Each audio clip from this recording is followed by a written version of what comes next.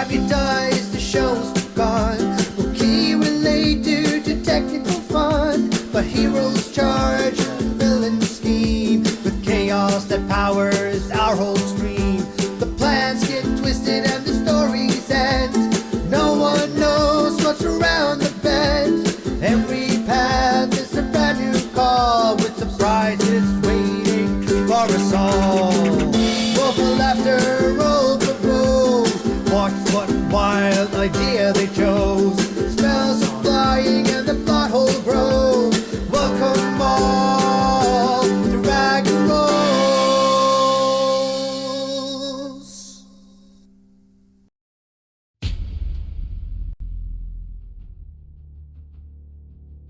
Welcome, adventurers, to the beating heart of the Discovery Channel, where two cities bound by a river and divided by centuries of secrets await. On one bank, Ivormere, the shimmering jewel of elven grace, where spires touch the clouds and every whisper carries the weight of ancient magic. On the other, Caltheret, the dwarven marvel of industry, where forges roar like dragons and shadows hide deals struck in iron and ambition.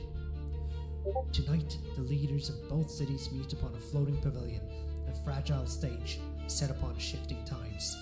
But beneath the gilded speeches and polite smiles, something dark stirs. Will you keep the peace, or watch the delicate thread snap? Will you mend the rift, or fan the flames of chaos? In this dance of screws and secrets, one slip could send it all sinking. So gather your courage, sharpen your wits, and prepare to tread the most dangerous current of all, politics. Welcome to the Discovery Channel. Your story begins now.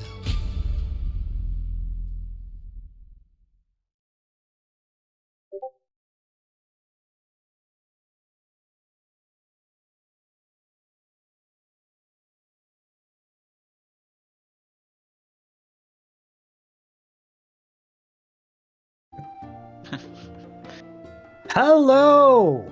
Hello. All right. I see that. Oh, never mind. We are good to go. So, hello and welcome back to something a little different this time. We are doing a short little side story, is what we ended up calling it, instead of a one-shot. And it's going to be full of politics, protests, and maybe a few screws loose. Before we go back to Thalgar, how about we take a trip around the table and talk to our players? Who are you today? Hello, I am Sir Render. I am a paladin drow elf who used to just be like a normal knight watching like a castle, and he got fired. And now he's an adventurer, and he found solace in a god instead, and now protects the innocents. All right. My name is Matt. Today I'll be playing Varoth, the Gravekeeper, a miniature cleric. He was raised in his tribe, chosen among a few godly or holy people, but he decided that death was more interesting than preserving life. So he went a completely different route than his fellow students and decided to start wandering.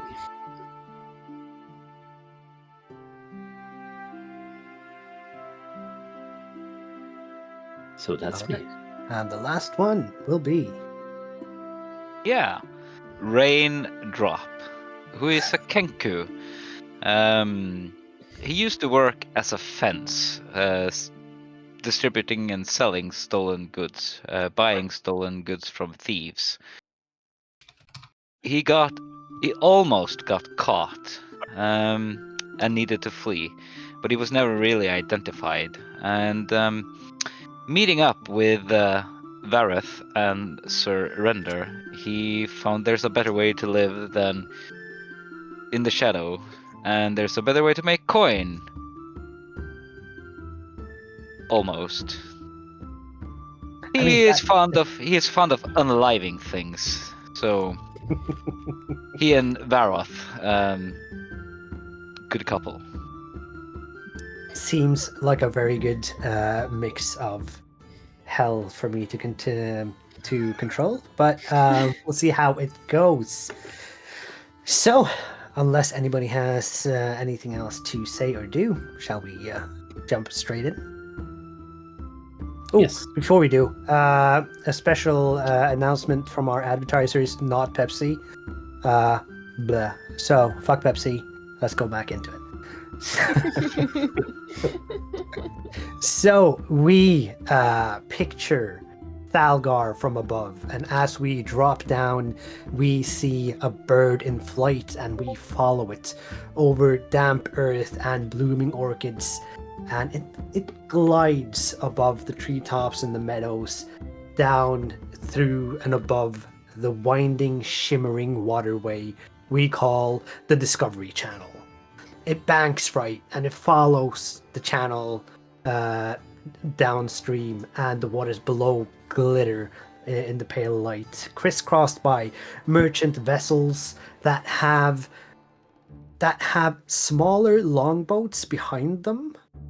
And in this area, they are known as buses. So it's a ship with a longboat behind it, providing more seating and more place to store goods. They invented that by the Discovery Channel. That's very nice. The bird drifts lower over the western bank, where the elven city of Ivormere stretches like a blossom of marble and quartz. They have these spires and towers that are carved with flowing runes, and they have arcing bridges suspended over gardens that sparkle with dew. And they have a bunch of traders embroidered robes, opening up awnings and polishing crystal displays. And you feel this hum of magic as we pass through it. And the bird goes back over the waterway, over the channel. It rises on the hot air, and in the center of the channel is a floating pavilion. It's gold and red, and it seems to be a presentation of the best of both worlds. There is dwarven engineering and elven detail work, and it is a mechanical wonder that it's staying afloat with all the marble and gold on it. It crosses the water and goes over to the eastern city of Caltheret, where the blood, soot, and metal is flowing in the forges. The entire city is forged on black stone and brass, and it's layered almost like a gear in motion. Bells ring from the screwworks, and smoke curls up as the dwarf engineers shout over the hiss of the valves and the clatter of rivets. In this city, the sign is the gospel. The bird wheels away from the bustle of the city, following a cobbled path up a gentle hill with vine-strangled fences, and at the crest stands a manor of aged stone and sun-warmed wood. Its windows are tall, and it's marked with a golden screw wreathed in twin waves. This is the seal of the Channel Keepers Consortium. These are the people who have brought the party here to help them with this mission. And as the bird drops down, it perches gently on the windowsill, and in through the window, we see our party in the morning hours. What are you guys doing? Family of yours? And I point to the bird. Well, one sentence, and we're off. We're off. as far as I can tell, it's not even a distant cousin. But I don't know, boss. Maybe. Magic can do things to people. It is true. I've seen many weird magic down from the Underdark. even though I haven't really been there ever since I was a child. But I've been told many weird things. But mostly about toads, not so much about birds. I don't think I've ever. I don't know. Do birds even exist down there? Then I just kind of like sit and I sip on my black coffee that looks black because I put a lot of powdered chocolate into my coffee, and I've like kind of like put a lot of whipped cream that I kind of like tried to hide by like just kind of pushing it down because I like sweet things. Oh, you shouldn't mistake that for the other one just next to it. That's poison. What? Oh, that's fine. But thank you for the. Yeah, that's fine. We could use her either way. What? And you see that Varoth kind of looks at you with a big grin, and a spark of energy floats through his hands. Yes. I swat it away. Yeah. But as you're Remember sitting to- there, oh, go ahead. Remember to distinguish friend from foe, Varot. As you're sitting there after breakfast, Surrender. When people whisper about your party, what nickname have you accidentally earned, and why does it stick?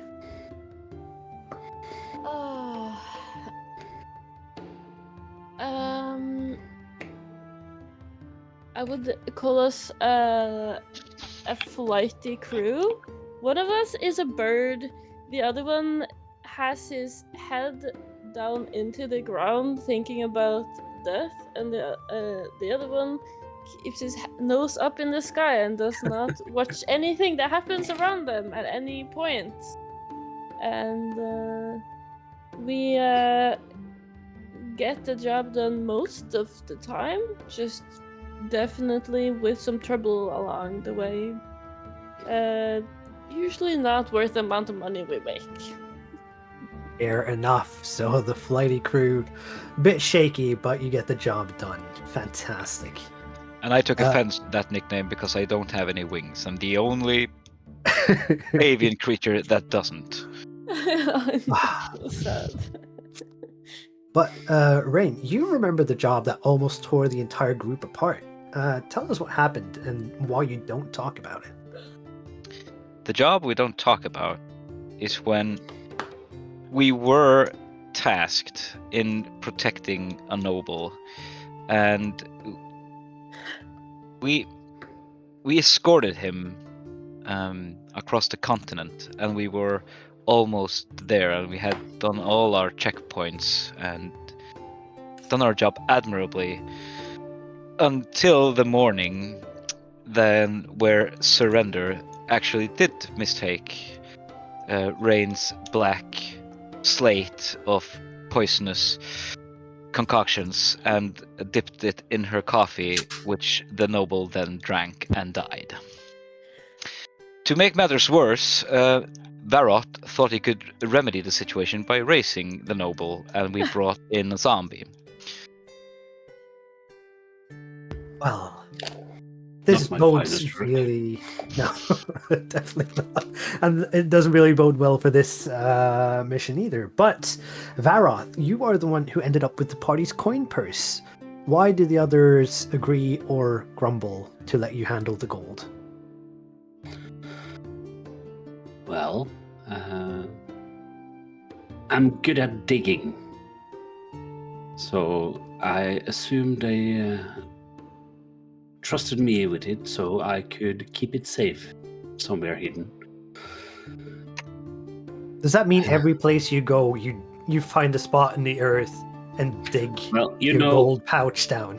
no, not necessarily. But you know, if you find something when you dig, it's honorable to leave something behind.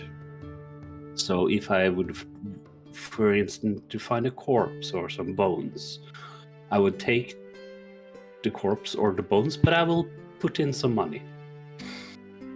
I do not know any of this. I am not aware of this. I have never noticed. Oh, that's fantastic. And the final question, I'm going to let whoever wants to, or if you want to collaborate on it, you guys still carry the group's token.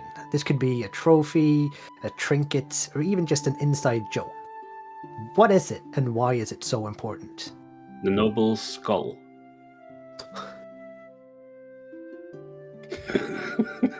It is a grim reminder, after Yes. all, to not Because- fuck up.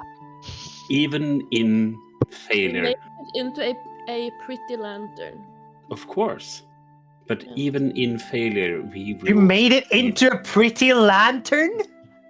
The noble you killed accidentally after transporting him across the continent. You made it into a pretty lantern. Yeah, we have painted it and stuff. Yeah. It was like pretty. Well, Halloween is coming up, I guess. You absolute maniacs. Besides, it's the only thing Varoth really needs to speak to the corpse. So Oh Yeah, yeah. god. Yeah. Yeah, that tracks. That tracks. All right. he's a good fourth companion, actually. What was that? Oh, yeah. The DM is realizing what's gonna happen. Yeah. I'm so ready for this to be 10 sessions long.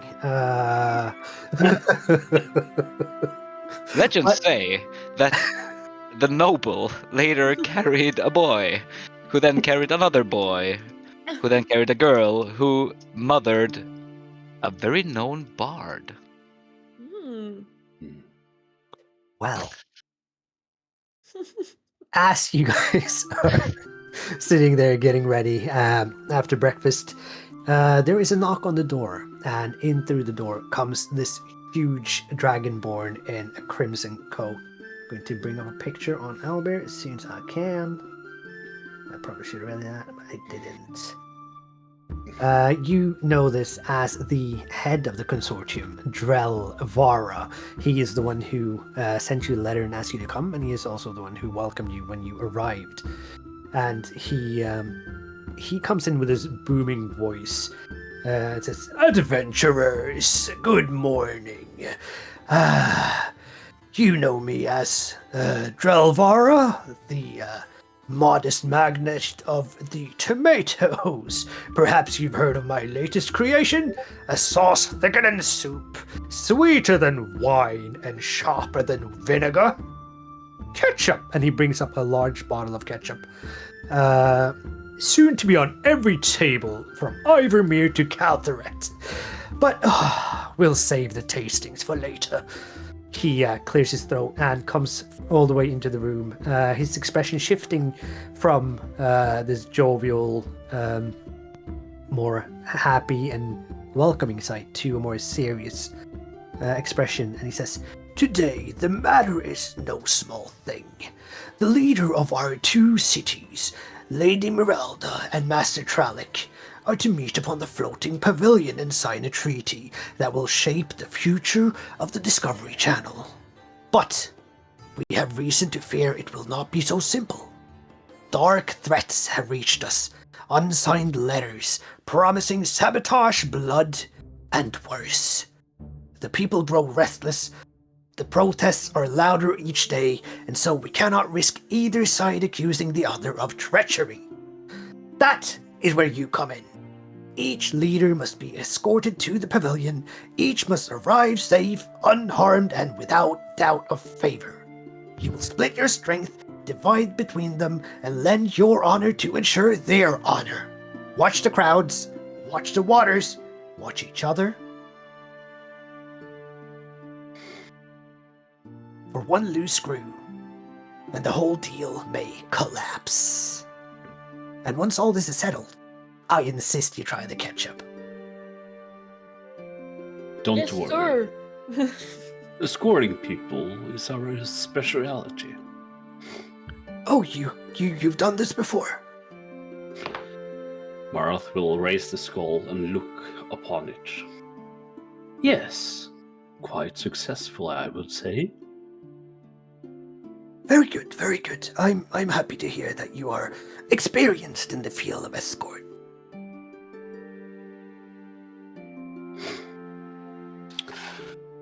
So, are we to come to them, or are they to come to us? They will be. You will need to pick them up at their respectable offices and then escort them from there. Are we going on the river? Well, yes. Yes. The floating Like- pavilion is in the middle of the river, Oh, okay. So like. which is why it's floating, because it's on water. Oh, that would. Yeah, I think that makes sense. Yeah. Thank you, sir. Anytime. So we're escorting several people.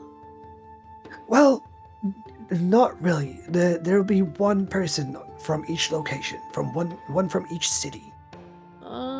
So we're doing like a taxi drop-off situation. Well, you're not dropping them off. You're following them onto the pavilion. You guys will be, as a neutral party, the only ones allowed on the pavilion with the two leaders. I have a But question, is- boss. Yeah. Once we've escorted one of them, who is protecting the first one while we collect the second one? No, this is why you have to split up. Not to worry, we have been split up many a times. Yeah. I am really bad at finding my way. That's Okay. concerning. I can go alone. But I am really good at protecting, and I hit my shield. Kind of like Oh, puffing okay. up my chest. Bareth, I hope you're right. Bareth keeps strange company wherever he goes. That's how we split. But if I can just... Perhaps you have some bone laying Excuse around. me. And I can make another party member for us, so we don't need to... So I won't be so alone. Or maybe we could just find a beggar. Ooh, I like that. Then you get to No, see I do the not life approve of drain this. from his eyes. What? I do not approve of this. I don't think Anyway, I we can approve of talk this either. Yes, no, that is why I am the smart one. And I am very obviously not the smart one. Anyways, I can travel to the elf. I always wanted to see. It's better not to say. Does I whisper to Raindrop, does he know that I am an elf? Maybe if you tucked your hair behind your ears more often, he'd notice. But it's so pretty. Flowing line. Okay. Yeah, where are we headed to pick up the first to escort the first. Well, you will have Leader. to go to... Give me a second. Trallic is in his workshop office in Caltheret. And Merelda is in the lexicon hall. Mirelda. Merelda, yeah. That's the elf. Lexicon. What was the dwarven guy called? Tralek. Trallic. Trallic. Vesson Trallic. And we are talking to Drelvara.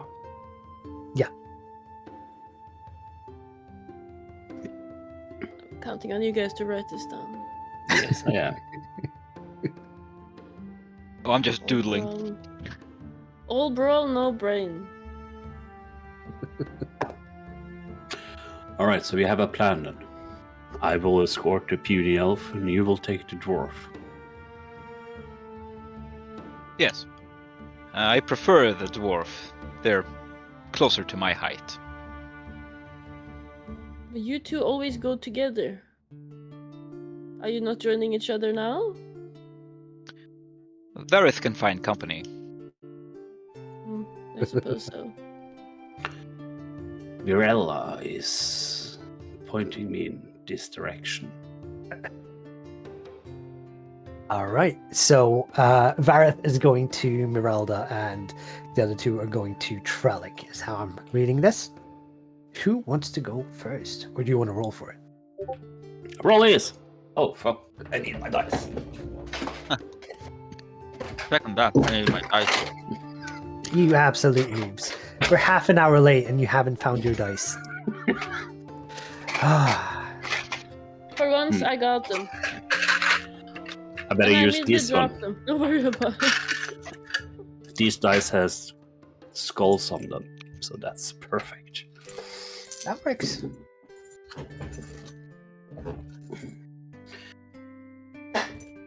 I don't know if you remember, but Virella is the mistress of Wailing Night, which is a god in Thalgar. I did not catch that when you said that. No, her dominion Right. is death, undeath, and suffering. Great. Ah, All the great. good stuff. Yes, but roll is? Roll these. I'm not sure who's rolling for Team Dwarf. Our dear Ray in the drop can do that. All right. I got a 2. I got an 11. All right, so we are going over to Mirelda Vorn. So you travel over the water. You get a little longboat with a small crew to bring you over the channel. And you are sent into the city over these grand arching bridges into a city that seems more like a garden with large white marble buildings than a city. But you are led through the city and you arrive at the Lexicon Hall. And as you walk through the vast halls within, you hear your footsteps echo in every corner. And you see the candlelight that is reflected on like polished brass scales around you. And as you enter her office, Mirelda Vorn stands at a reading table with a bunch of parchments unfurled on the table, and she's looking at this ceremonial codex with a few archivists and a few guards near her. And one of the archivists turns around and sees you and says, "Ooh, the outside agent has arrived, Chancellor." And she nods without looking up and says, "Good, let them enter. Their time is valuable and so is ours." And she keeps writing on her on this parchment in front of her before she turns around, looks at you, and you can see no insight check needed. She is quite surprised to see this hulking minotaur with a skull as a lantern showing up, and only that. And she gives you a quick look up and down before she recomposes herself and says, "Welcome. You have been briefed, I assume? Escort duty? Keep the peace? No heroics unless necessary. I expect you to be precise and presentable." There's no need to worry. I don't do heroics. Very good. We do not do drama, we do order. I didn't say that. I said I don't do heroic. And who might you be? Oh, I'm sorry. My name is Varath. They call me the Gravekeeper. Keeper of the Graves. Interesting. Yes. You What see, earned you this nickname? we're most of my profession would tend their focus towards preserving life. I find it more entertaining and valuable to manipulate death itself.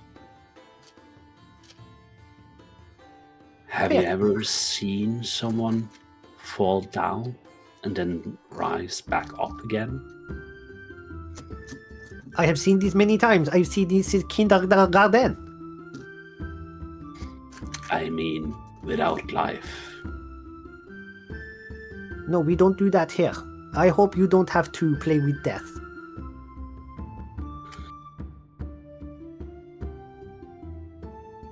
Okay.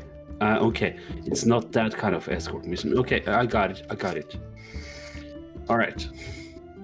She looks at you with a troubled face, but realizes that, well, this is what the consortium has sent, and hopefully they vetted the people they decided to bring in. Obviously they didn't, but she still hopes. And as you are standing there talking, one of the stewards walk out of the room and come back in with this wooden box. And you see Merelda folds the paper that she was writing on, puts it in the box, and asks the steward to seal it. And she turns to you and says, "They've sent threats, you know. We don't trust anyone. We will seal this box so no one can touch it before it's time to sign it." But why is this treaty so important to your people? Well, it is going to benefit the trade for both sides. We will not have to argue. We will not have to make stupid prices. We will get a bottom line that is very, very healthy for both of us. I see now it's much to learn here on the Discovery Channel. Indeed, my friend. Well, I'm ready whenever you are. All right. She turns to the guards and gives them a quick nod, and they follow you as you walk out of the building and start walking down the streets. And we will jump. Are you saying something? Yes, as soon as I exits the building with the guards in tow, I will stop and kneel down, look to the ground, and say, "May Virella bless this journey." I'll stand up, look over my shoulder back to the guards with a big grin. Give me a perception check. All right. I just need to find my character, which I have somewhere. I rolled a 17. 17. Yeah. You hear from the guards behind you when you speak of Virella. You hear they just say, "Oh, Virella, merde," as they continue on behind you as you go down the streets. And with that, we're going to jump over back to Caltheret. You have been transported into the city by carriage, and you have got into the industrial part of town, which is most of the town, to be fair. And you are escorted into the workshop offices. As you enter this room where Trellick is sitting behind a large, like mahogany desk, it smells like hot metal and lemon oil. And there are blueprints all over the table, and Trellick is sitting at the table with one person who is his assistant called Renwin. He's leaning over and pointing to something on the blueprints. And as you enter the office, he pushes Renwin to the side and stands up and spreads his arms out and says, "Ah, the neutral guardians! I was expecting a few stiff-road bureaucrats with clipboards, but you, you look like you have seen some tavern fights. Excellent, you will do just fine. Welcome in, welcome in. What are your names?" And Raindrop will answer with the sound of a raindrop, like.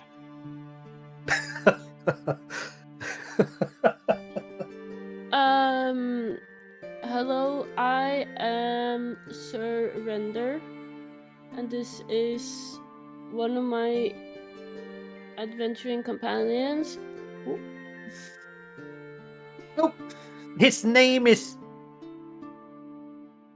Yeah. Most people call me Raindrop. Yeah, you can just I say think we'll stick to Raindrop, that. That would be a yeah. lot easier. So raindrop and Yeah. surrender. Surrender. That's fantastic. Yeah. All right. Mm. And you see this assistant comes in from the side and tries to grab Trellick's arm and says, Lord, we haven't prepared the structural. And he pushes him aside again. Says, not now. Just leave the paperwork on the table. I'll fix it later. And he says, oh, yes. So where was I? Right. The treaty. Historic day, isn't it? 1,000 minds built this moment. Well, I mean, perhaps it doesn't, but who's counting, right? Do you want to leave now? Sure. Do you have everything you need? I have my fine self.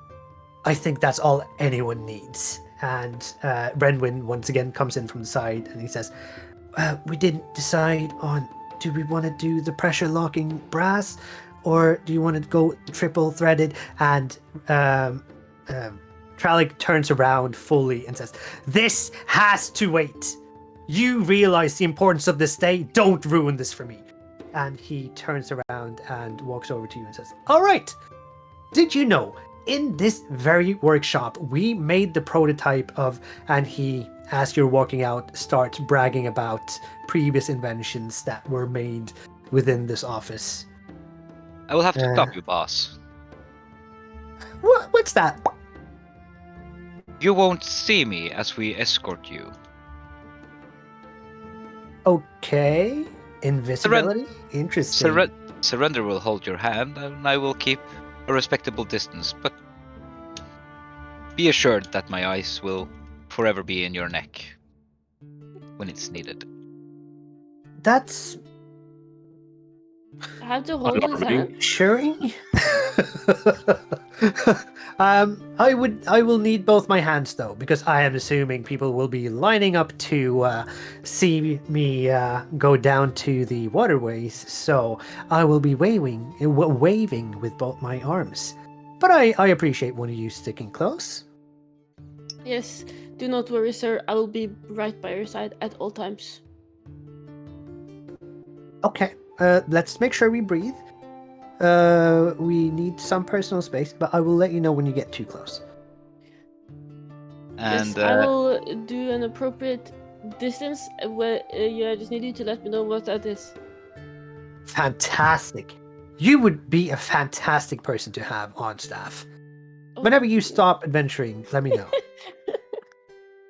And I go, yeah, I used to be like, okay, whatever. But yeah.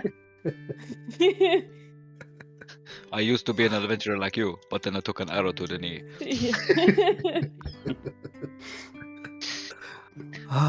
Raindrop will, at the first convenience, slip into the shadows and follow within 30 feet. Within 30 feet. Good. Good to know. So you walk out into the streets, and as a contrast to Ivormere, it's very easy to hide in the shadows in Caltheret because there are so much soot and debris that has come from all the production and manufacturing. So as soon as you get out to the streets, you can slide along the shadows regardless of how much sunlight there is. So you will be relatively hidden. Can you give me a stealth check just in case? 27. Yep, you feel hidden as fuck, dude.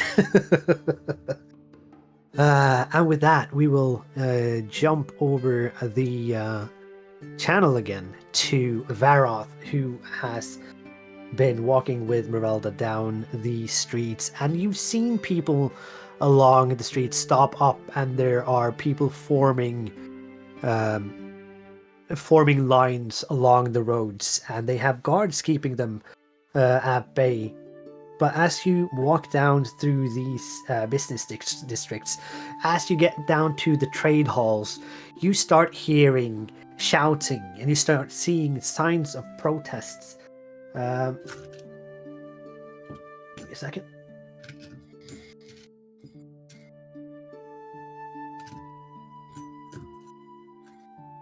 and you see.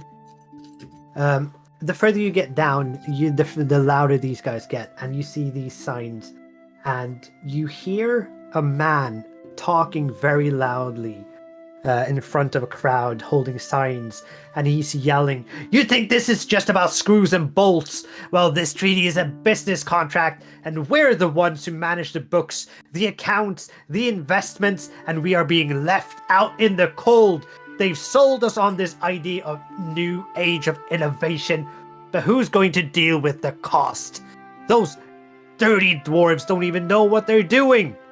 And you see Mirelda, as you're passing these guys, are getting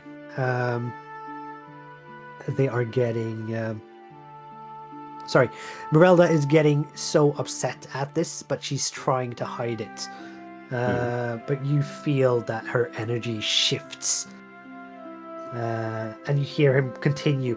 "Without a proper balance between design and accounting, we are facing a catastrophe. What happens when the screws don't sell?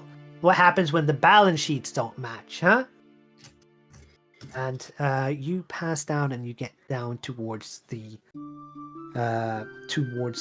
river, and you are getting down the hill over this bridge where you get a very nice layout where you look over to Caltheret with the smoking chimneys and the pavilion floating in the middle of the water. On the other side, we have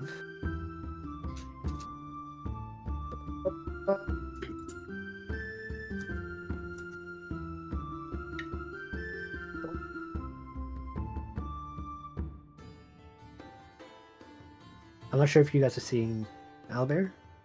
Yes. Yes. Okay. So you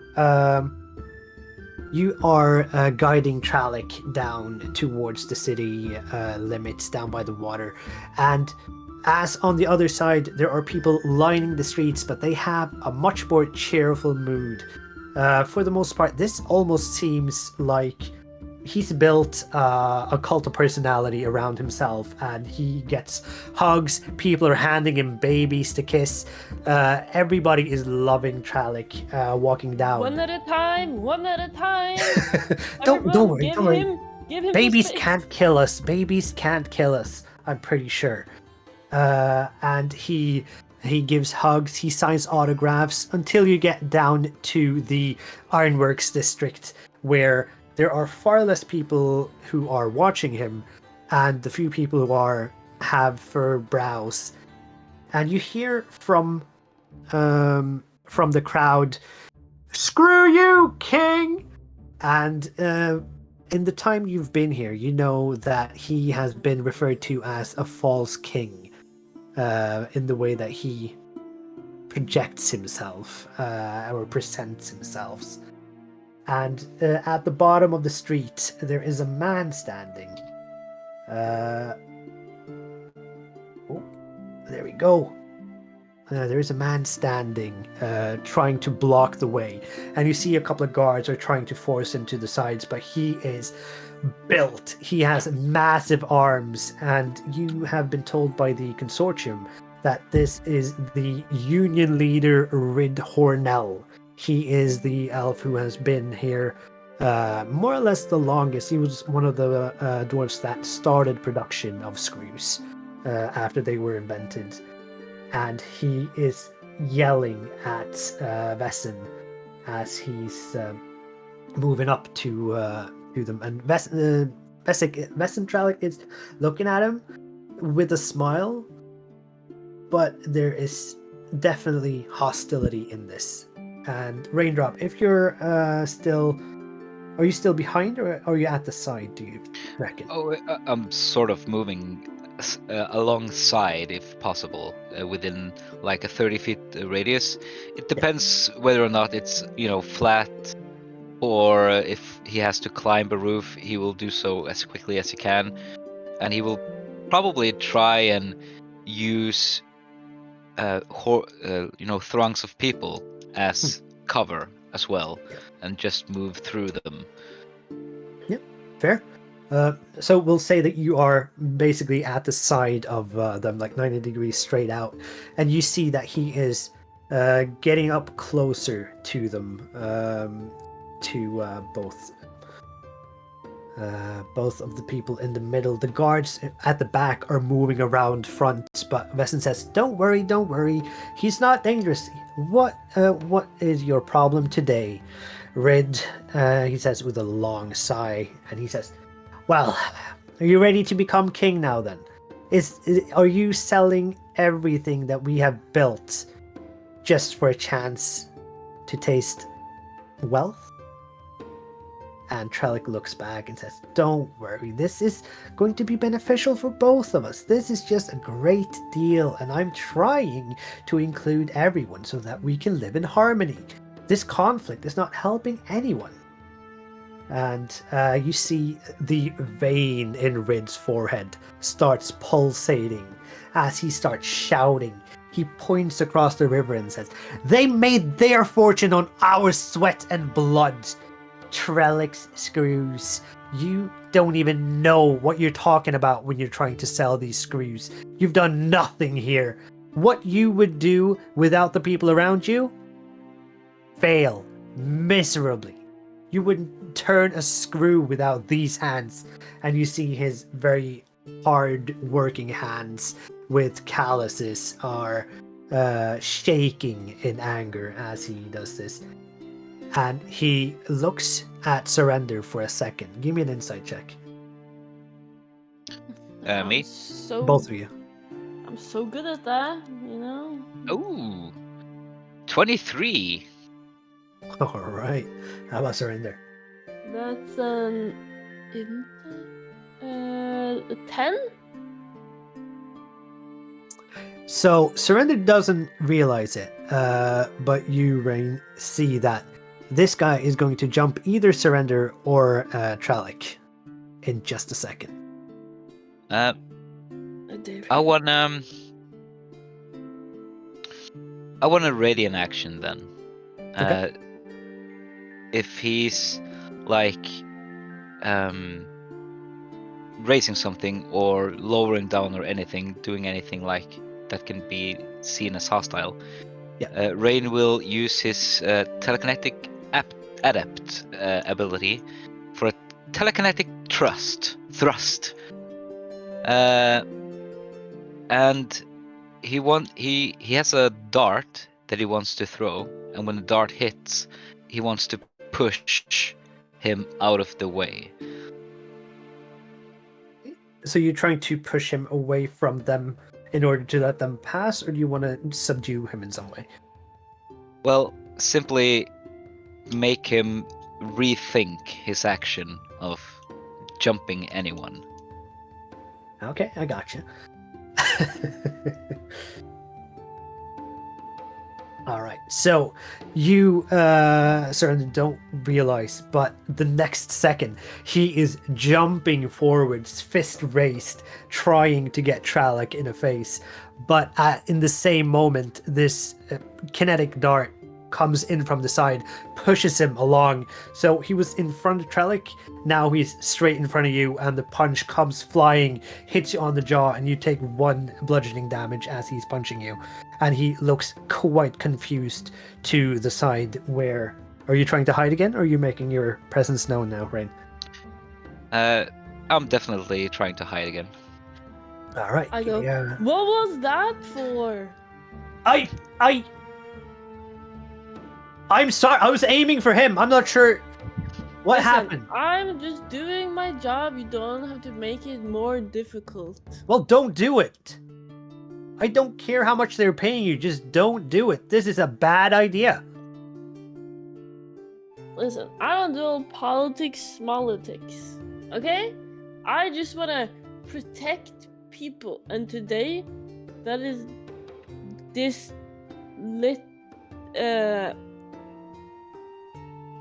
Sorry, what was your name again? Trellick? Rid. Vesson? The Vesson Trellick? Really? Vesson, You work for me now. The Vesson Trellick. Yes, say it again. the Vesenthralic.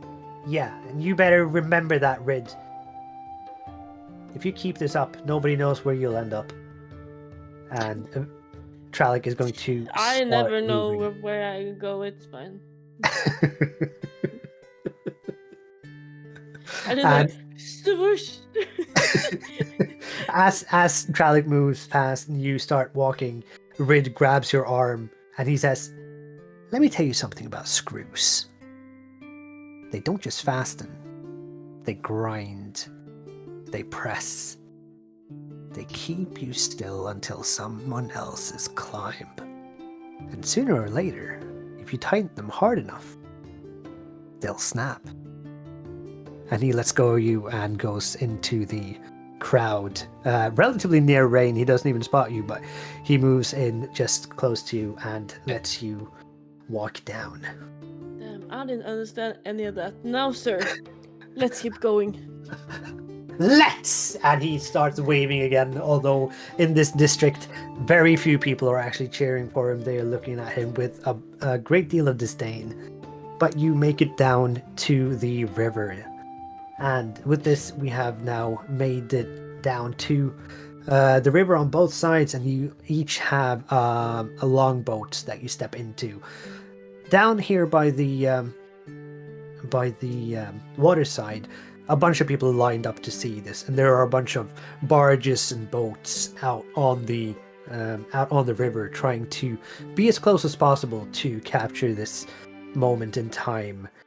And you are invited into the boats and make it out to, or make it on your way out to the pavilion.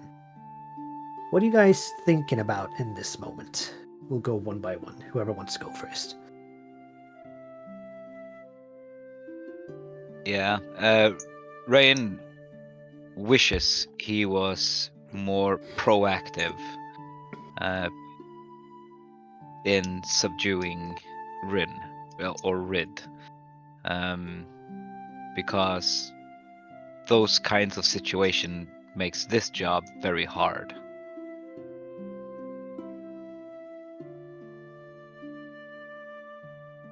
How about Vareth? I lean into Mirelda's ear. You know, Mirella has blessed me. I can help you with those people that are not satisfied with your actions today. Well, I hope everyone will be satisfied after a while. They just need to realize what we are doing. What we are trying to do is a good thing. Yes, that was my intention also. Very good. Oh, ooh la la.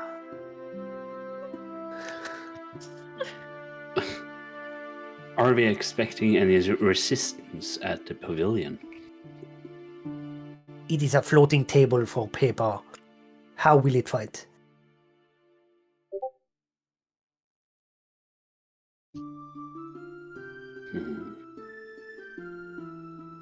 All right. I think we have done the hard part. We have gotten here. We just need to get back, and we are good.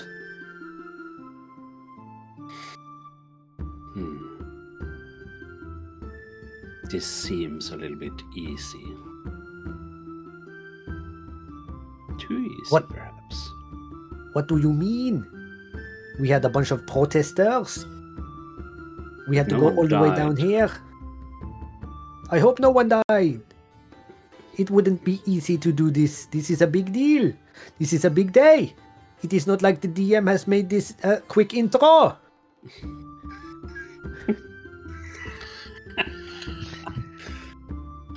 Breaking the fourth wall. Love it. I'm trying to cover as much as I can in a very short amount of time, Matt. Yes, I know. That's why I'm asking some questions also. I'm very thankful for you asking questions. All right, but I don't understand, how long has the rebellion been? Is it just recent, or is this tension been building for days or weeks or even years. For centuries, we have not been friends with that side, and that side has not been friends with us. And now, when I come in to make a treaty with Monsieur Tralik, then they are all up in arms all of a sudden. But why? Nobody was rebelling before. We were just hating them, and they were hating us. Now they are Then- hating me. Oh. So it's okay to hate your people, but as soon as people hate you, that's not okay. We are working to not hate anyone. We are trying to get a beneficial agreement, a treaty, a contract that will be signed that will be beneficial for both sides. And maybe together we can be friends sometime, yes? Yes. I'll consider our friendship. I'm afraid you didn't... never mind. And we will jump to surrender. What's going on in your head right now? Of course, I'm standing like at the perfect amount of space that I was told to stand, like away from him. So I assume like 5 feet or something. I don't really know. Keeping that distance, yeah. Yeah. 7.8 feet. Like my shield, like in the floor, standing up straight, my hair flowing perfectly in the wind as we sail down. I'm like picture perfect. My skin is shining in this light, but my eyes are closed because I can't see anything because the sun is shining directly onto my face. And I go, yes, I sense today will be quite burning, but not to fret. I will lay down my life before I let anything happen to you. It is my sworn duty to protect. Dunk. Okay, yeah, of course, yeah, that's great. That's not sinister at all. Do you see any threats ahead?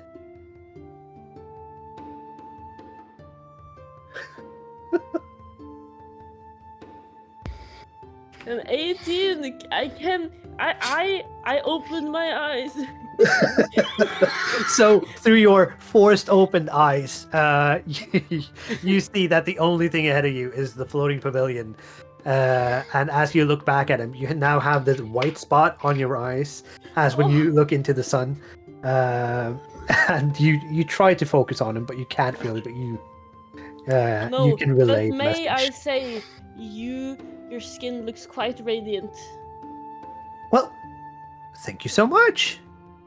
I appreciate that. Maybe the elves will like it. We do Well, like here's a the good hoping. skincare routine. So. Is it an elven skincare? Do you all do the same thing? No, but like, we care about it, you know? A lot. We're very Okay. passionate about looking good. All right. That's Maybe you should compliment the elf lady.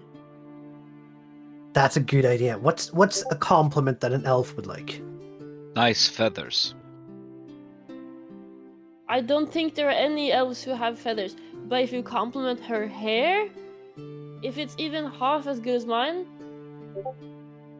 definitely a good idea. If she's bald, which doesn't happen unless it's by choice, you can say, "Wow, you're really modern." Okay. Well, she wasn't bald the last time I saw her, so Then just it's extremely compliment her modern. hair. Say that it's very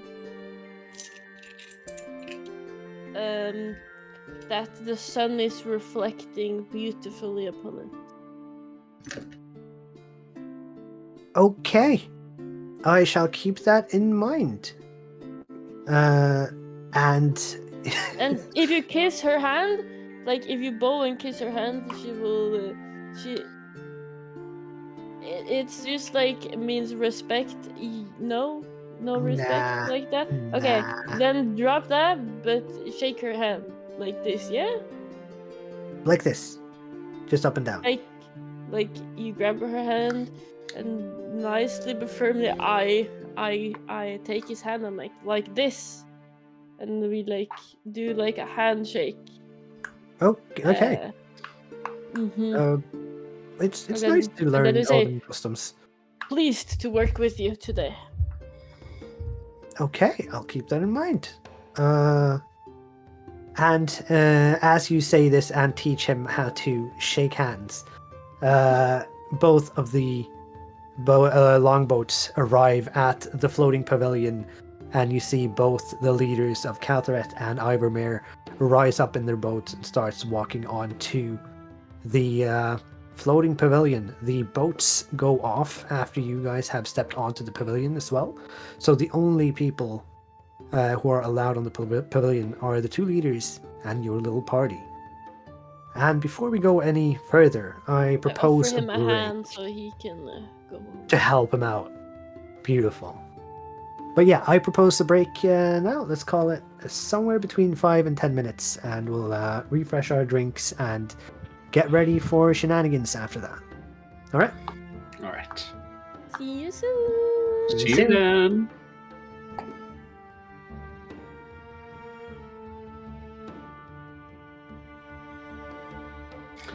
See you soon.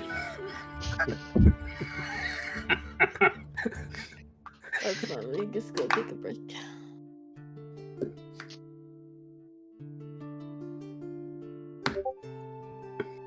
That worked well. It's some technical. Oh, wait, we still live. Yeah. Oh, yeah. All right.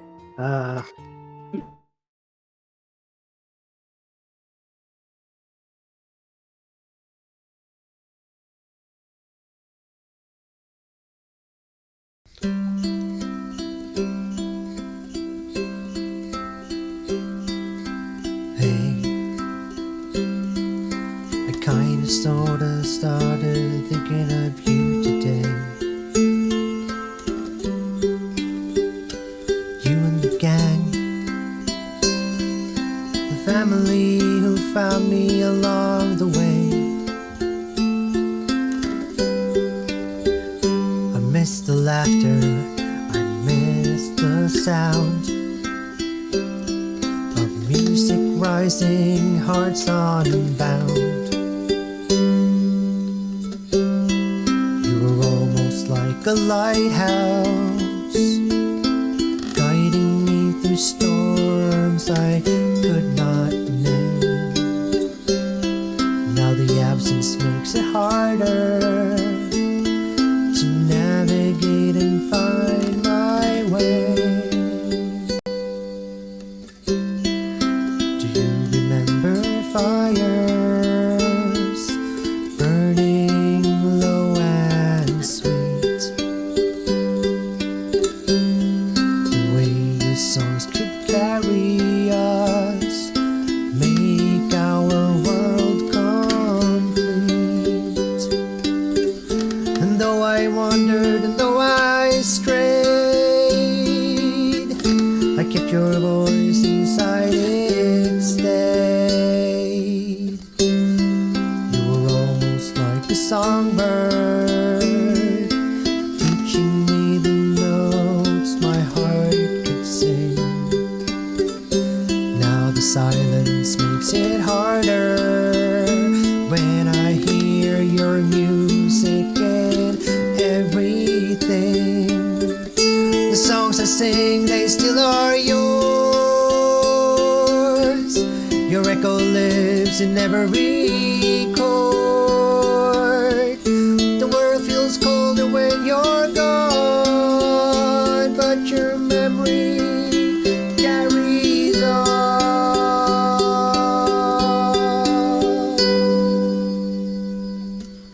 You're almost like a father, though I never had the words to say. And though the world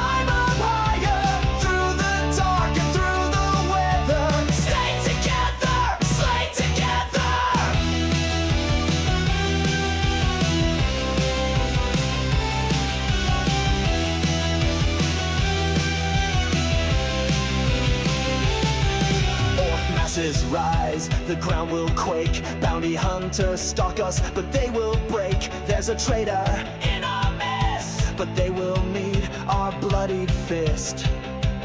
Fangs and claws, spells ignite. Through the wild, we claim our right. Forge Valley's light, for those in chains. We cut the dark, we carve our names. Spells will burn, blades will sever. The hunt is long, but we fight forever. Madness wails, twisted mind. Fight them all, leave none behind. Bound by blood and bound by fire, we push ahead, we climb up higher. Through the dark and through the weather, stay together, slay together. Thursday fell, the bells did toll. Her light endures within our soul. Ash to flame, but nonetheless, her sacrifice will fuel our quest. Hylos proves the purest heart. Lady joins with her dark smarts. Josephine cuts through the gore. Genevieve, her light will soar. Dale's voice supports the fight. Facet strikes with nature's might. Step, take, push, fight. Through the wildlands, through the night. Stand, strike, rise, roar. Still the thorns forevermore. Bound by blood and bound by fire, we push ahead, we climb up higher.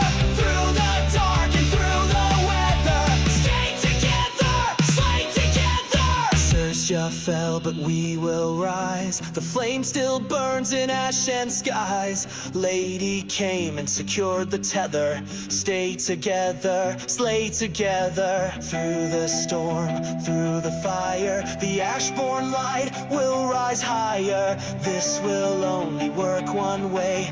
Together we stay, together we slay.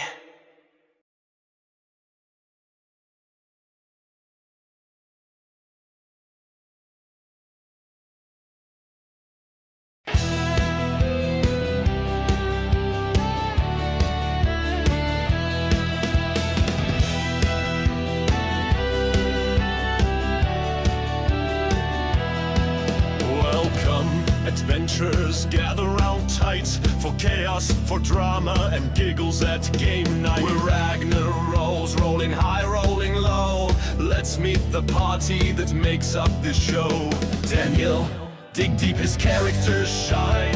Anders is careful and shockingly kind. Hydra, depends which head you get today. Poppy is too cute, then blows foes away. Beckett drops one-liners that kill like a spell. Ole makes the weird ones work too well. And who's the DM bringing madness back? Why, it's Matt, or Matt unless we shuffle the rack. Then he joins as the chaos as a character bold. And another DM will let adventure unfold. We crit and we fail and we do it all with glee. Then we improv and pivot and set chaos free. We sing and laugh and joke on stream. And when daddies are found, our audience scream. The world of Telgar is mystic and wild. It's actually Matt's creative love child. The stories within mine are strange to its you, but they're whimsical, fun, and made just for you.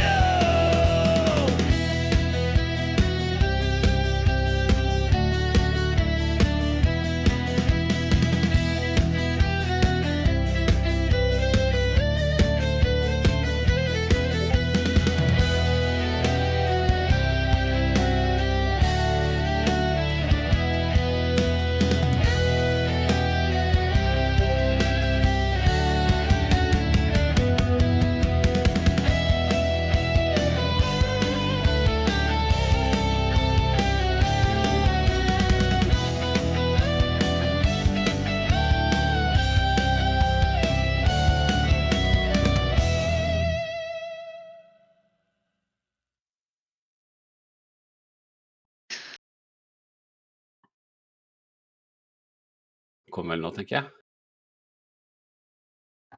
Yes. Yep. And we are back. Hello. Just as suddenly as we disappeared, we are back. I hope you all got some fresh drinks and maybe even some snacks. I forgot my snacks upstairs. Rookie mistake. But I shall prevail. Ready to jump back in? Or do you guys want to do anything before we do that? Any clarifying questions? Anything you would like to have done before? Rain will probably have spent the boat ride preparing, or rather readying his vials of poison in case he needs to apply them That makes sense. suddenly. And just to be clear, we are at the pavilion with Yes. the two leaders, but we are the only ones who are allowed there. So Yes. if anybody suddenly emerges, We they killed are them. not welcome. Yes. Okay. Affirmative, affirmative, affirmative. That's So- all I wanted to know. Yep. No, that's very good. I'm glad you ask questions so that we can get into it. But yeah, we are back onto this pavilion. The longboat's back off, and they're all stopped at like 30 or 40 feet out. And the crowds around are cheering, although there is some murmuring along, which you heard when you were on your way out. But at the moment, both of the leaders walk up to each other, and you see Trellick puts a hand out to Mirelda, and she looks down and then presents her hand and puts it over there. And you see Trellick looks over at Surrender to get some reassurance before he goes up and down really quickly with his hand. And Mirelda, the poor thing, is just flailing her arm up and down along it, not really sure what's going on. And then Trellick says, "You have a nice sun in your hair." And Mirelda says, "Okay, that is not... Ooh, I was Oh. muted. Oops. All right." And she gives him a smile before they both sit down on each side of their own side of the table. You guys take up positions along the edge, scouting. Wait, I was gonna say something, if it's possible. Go for it. Yeah, sure. Yes. Hello, my lady. It is nice to meet you. I have protected this, and now I will continue to protect the both of you with my life. I appreciate this, Surrender. I magically know your name because I'm an elf, and we are related. Canon. That's Of course. canon now. Yes, we are related, and I'm a drow, so this is very interesting. That's a lore Oh. twist. Mm. I'm adopted. You are from the branch of the family tree that we don't talk about. Like sheep. Yes, yes, yes, my lady. Uh, I sincerely apologize for my forefathers' choices. You have forefathers? Forefathers. Ah, Yes. pardon, my mistake. Mm. But they... No, it is fine. It was actually my mistake. My lady. Well, alrighty. And and may then- I say, the sun is reflecting beautifully upon your hair, just as he has said. Oh. Alright. Interesting. And then I kind of take my protective stance. Shield kind down. Fantastic. Yeah, so you take your places along the edge of the floating pavilion, and they sit down. They have a brief discussion before they both stand up, and the entire pavilion starts turning in circles. And you see that they are both readying papers in their hand. They have speeches that they're going to hold, and I will find them, and I promise that they're short. So Mirelda stands at one end, looking out to the water as this pavilion spins, and says, "Today We do not merely sign parchment, we bind a promise that knowledge will not be hoarded but shared.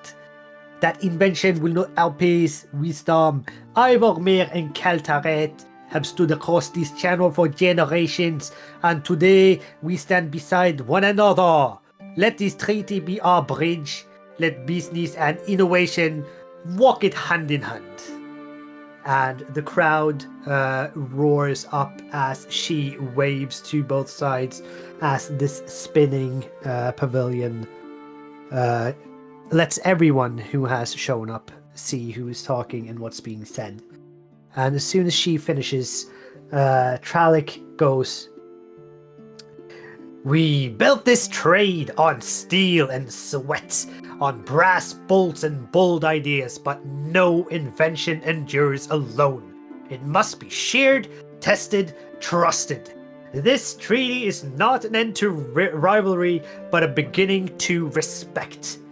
I offer Caltheret's hand to Ivormere not as a competitor, but as a collaborator. Together, may we build what none could build alone." And naturally, he raises his hands to receive the applause that he has cultivated on his own side and expecting from the other side. And the crowd goes wild. And they both finish their speeches, and the treaty is still on the table with 2 quills beside it, and they both turn back into the pavilion and goes over. And you hear the crowd is roaring, but there are still these murmurs that you heard before. Can I get a perception check from each of you? You're looking to beat at 18. Perception.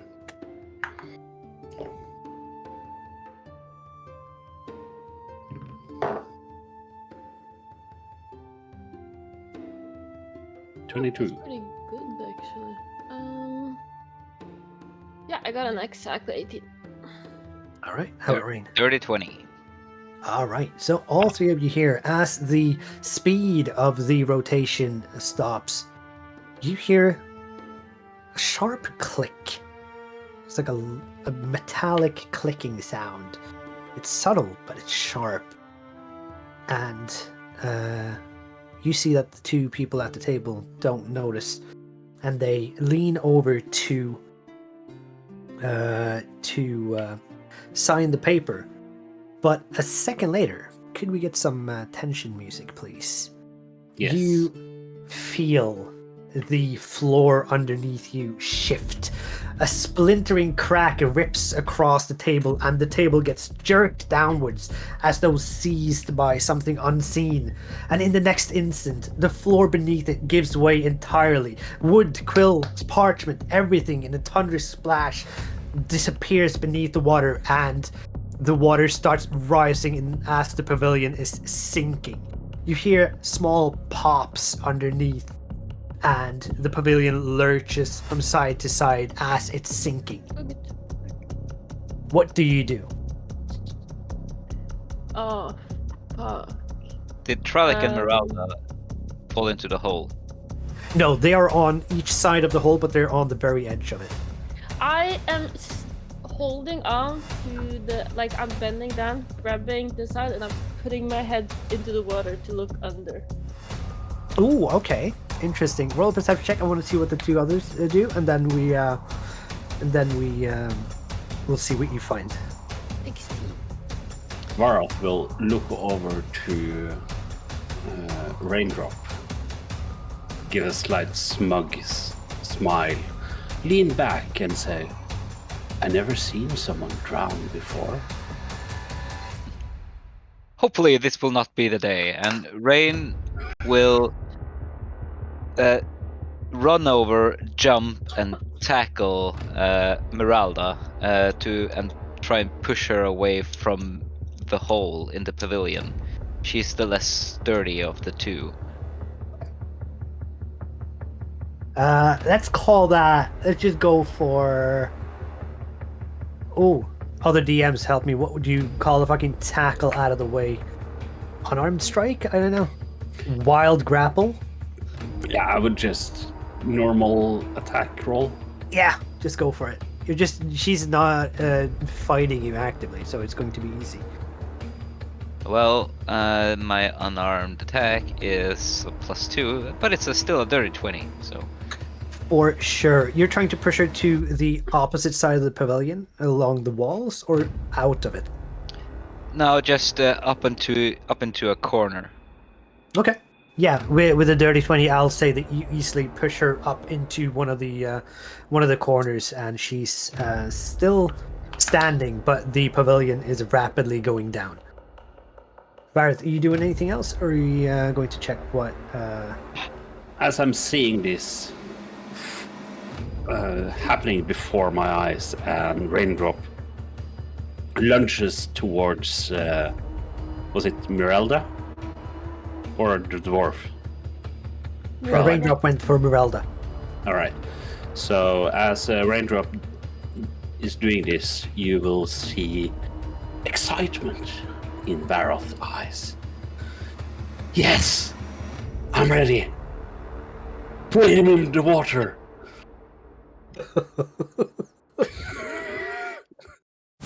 All right. So as that happens... but after Varoth said that, he will snap out of it. Oh, that's right. We are here to protect them. And I will hold the footing of our surrender, so he won't fall into the water. So you're just securing him in place as he's looking under the water. Yep, sure. As you sit down to do that, surrender, you rolled a 16, right? Mm-hmm. So you see now the intricate works that are keeping this pavilion both afloat and moving. You see the rudders and the little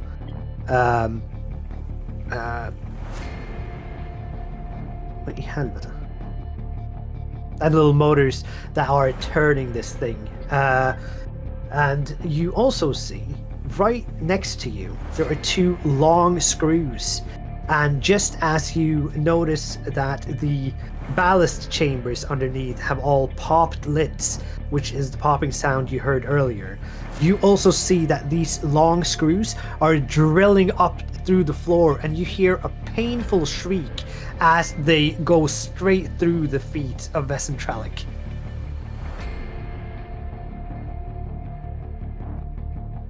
Wait, sorry. The mechanisms under are splitting apart and going up into his feet? Yes, you can make an investigation check if you want to learn more about it. Because me as a person is a bit confused. But I know. Yeah. Thank you. Investigation 16 also. Okay, so you realize that the fact that the lids of the ballast chambers are popped means that this is not going to be as buoyant as it should be. Therefore, it will sink because of this. You see that the screws that are coming up through the floor is an entirely different mechanism. It's not something made for flotation or to keep this afloat. This looks like a trap of some sort. Oh. Okay, I get my head out of the water, and of course, and I Sir, I will help you. And I Is he stuck? He is fastened to the floor by being penetrated by these screws. I will give all of you I'm like, two I actions start rotating him before this sinks. Surrender, what did you see?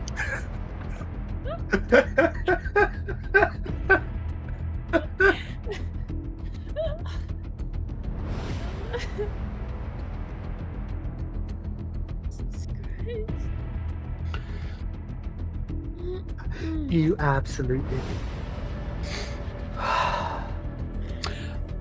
All right, I will look up to Miranda and Thralik. Do you accept the blessing of Virella? You're asking both of them? Yep. Mirelda very quickly says, "No, merde, what are you on about? Get out! It is sinky!" And Trellick is just screaming loudly in agony. Alright, then I will cast Water Walk on Surrender and Raindrop only. And myself, of course. Alright. So for 1 hour Surrender. we can walk on water. Yeah, we'll call that one action. Surrender, what did you see under the water? I explain it. Listen, it is splitting under. There is something wrong. It is gonna sink. But there's a separate trap that is now 2 screws going up into his feet, as you can see, and he's stuck. Yeah. Do we have anything that can get him off? Because he's gonna sink. Halfway through that sentence, Rain is going to dive into the water. You dive into the water to do what? He wants to quickly assert if he can close the lid on the buoyancy things so that there's still some water in them, or air in them. And if he's successful with the first one, he will action search and do another one as well. Okay, that's very interesting. Do you have anything that would help you set these back in place? Well, I have my thieves' tools and sleight of hand a crowbar to force the lid on if there's air blocking it from closing easily. Okay. Let's call this a sleight of hand check. All right. That's a total of 16. Bad roll. All right, I'll stay with that. You close the lid on one of the ballast tanks, so there's still 7 open. Do you want to try that again, or do you want to do something else? So with that roll, I was able to do that with or without the action search. No, that's without. So you still have one action left. All right. He'll see if he can, reverse the trap that went up into Trellick's feet. Okay. Before you do that, give me an investigation check. All right. That is 17. Okay. You see that on what's left of the screw underneath that hasn't already gone up, you see that there are tiny counter hooks on it. So you know that this is going to be very difficult to try to reverse. If you reverse the mechanism, it could also fully fuck up the dude upstairs. All right. So if you want to do that, you are free to, but there is a risk involved. Is there any action that I can take to get him off the screw? Because I don't know if there's a point to healing him. I have Tell me. another action I would like to do. Go for it. Alright. So I will kneel beside Trellick. Since you didn't accept the blessings of Virella, what about your legs? Do you need them? Ah, of course I need my legs! What are you talking about, you maniac? Looks like you can be useful after all. Let's see what's happening. And I'll just stand there on the water, watching him. Fantastic. As you're standing there, you hear the crowd is now shouting out in fear and anger, and people are starting to point fingers at the opposite side. What are you thinking down there, Rain? Well, being a Kenku, I have something called expert duplication. When you copy writing or craft work produced by yourself or someone else, you have advantage on ability checks to produce an exact duplicate. I want to use that ability to reverse engineer the screw so that I can undo it without delegging the person upstairs. Ooh, okay, interesting. Okay, I love that. Problem, you're underwater, and you can... I'll say that you will be able to roll to do that, but you will only do that on the ones underneath, right? So if you're trying to get the thing back down, the counter hooks that are already above will still be there. So pinching those in at the bottom won't really help you, so you'll have to go up and do it with the ones on top. However, that would mean Surrender would have to go down to try to reverse engineer it to make it go down. Right? Because you have one action left. Can I shout to Surrender to do the above part and, you know, do the underwater part myself, because Surrender do not float? You can certainly try that. I have heavy Alright. armor. Yes, I would like to be above. All right. So you can roll. Let's call this another sleight of hand with your proficiency, and then a sleight of hand for Surrender up top as well to try to get these down.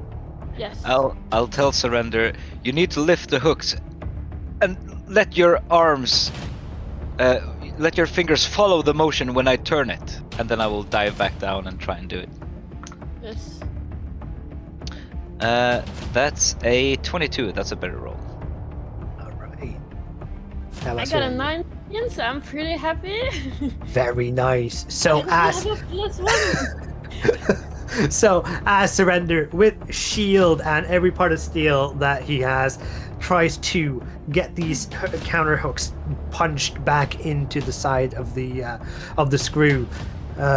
Rain is underneath, carefully reconstructing the mechanism that made it go in, and just as Surrender finishes the last counter hook, the screws start reversing just in time for the pavilion to go more or less underneath the water. So you now have the ability to get Can I on top bonus of the action? roof. That very much depends on what you can do. You are Healing. Just healing, like touching him to heal him. Yeah, sure. You can give him a bit of healing. Or He's right grab there. him. Yeah. So I carry So- him, actually.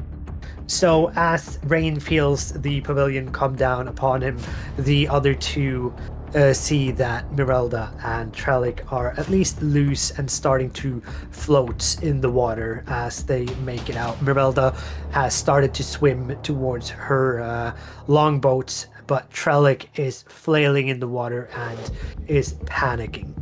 I'm grabbing him when I healed him. Yep. Yeah. Mm, But he's still scared as fuck. But that's fine. Look, sir, you can hit me. That's fine. Don't hit the water. You just. Like, yeah. He's just in panic, just bludgeoning your head. Yeah. I heal him for. I don't know how hurt, but I'm gonna do.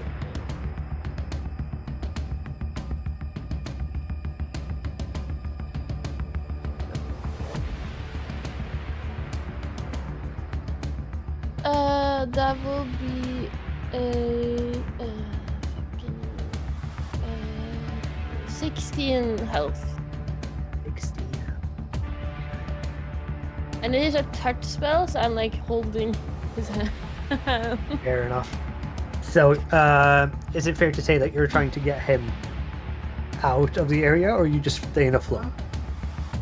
I am trying to hoist him onto my back. Is Alright. what I'm gonna do when I have an action to do it. So right now I'm basically just holding him because that's how I healed him. So I just have his hand holding him afloat, basically. Fair enough. Yeah. So you feel your heavy armor is like dragging you down, but you're both fighting to stay afloat. What about Vareth? What are you doing? I with have her? water walk. So. Yeah. Oh, I she, would- yeah, water walk. My bad. yeah. Yeah, you're good. You're good. I'm gonna walk over to Mirelda, which is swimming away. Yeah.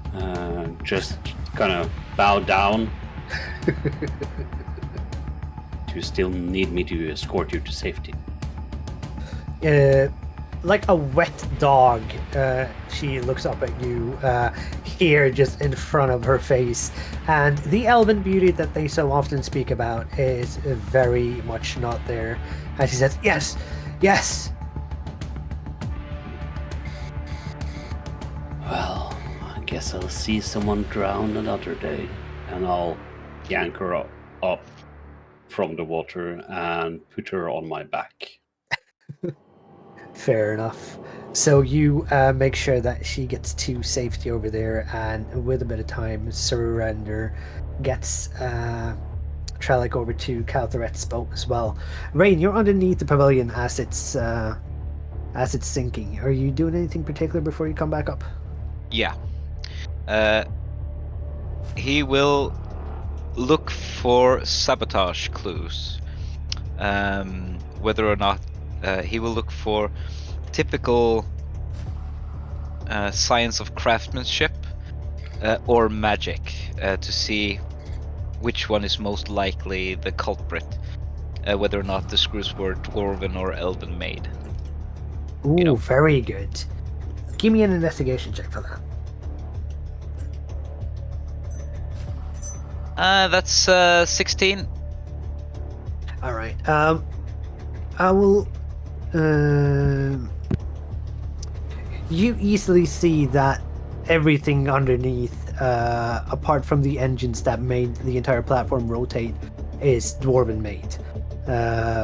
It's sturdy. It's a bit more crude than the parts around the engine, but you consider them to be dwarven make.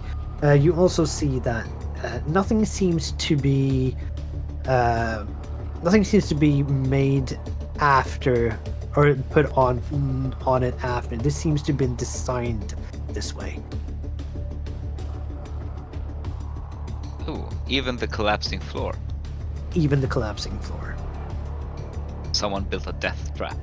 I will think to myself, and I will swim to get a breath of air, and then I will swim towards one of the boats underneath the water to try and stay hidden.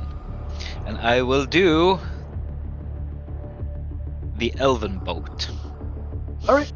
So you get over towards the elven boat. Are you trying to stay hidden underwater, or are you sneaking up along the side of the boat? Now I'm gonna up, get some air, and then gonna dive down and gonna try and stay under the boat only to get air when I need it. But otherwise stay underneath, have a look around, dive under, stay hidden. Fair enough. Whenever either of you three look around after getting in or by the boats, you see that the crowds around are now very much in a hostile mood, mostly towards the opposite side. So you see that there are the elven boats that are close to the dwarven side are having cobblestones thrown at them, and likewise the people on the elven side who have who are dwarves, who are closer to the elven side, have spells and stuff slung at them, but it seems to die down as they get to their own side. And both of the leaders are being rushed back into the shore and to the nearest buildings. We'll go to Trallic first. It was only Surrender who went with Trallic, right? So you are brought into this little coastal harbor house, and he is put on a table, and blood is flowing out from his feet. And you see that people are running around trying to get bandages and something to stop the bleed.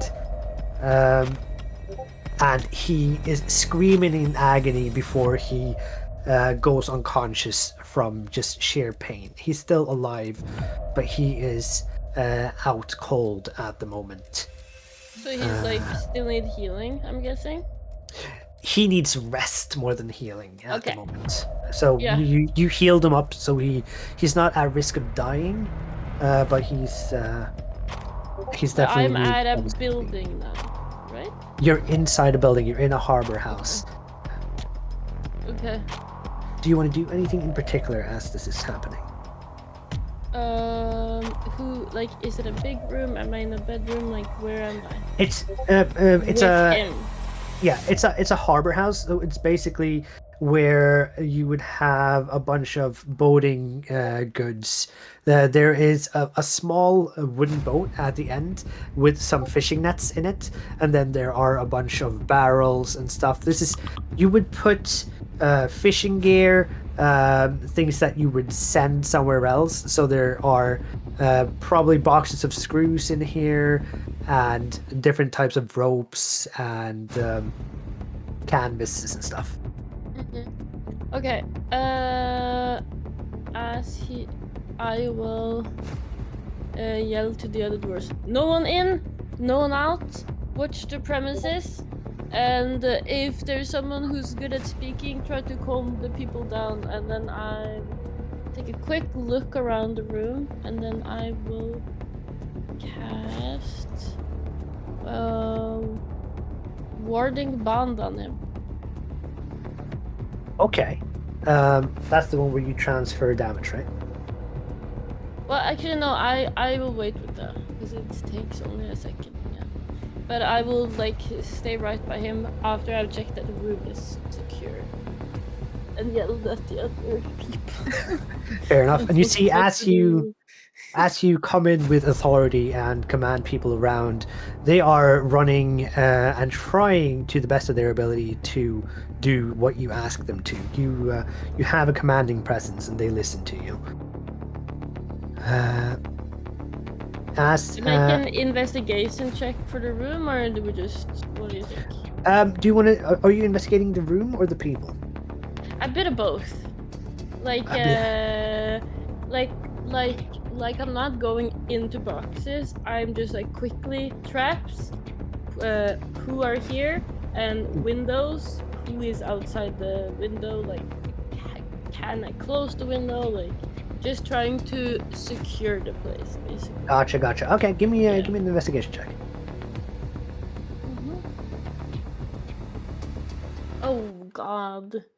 How does a 5 sound?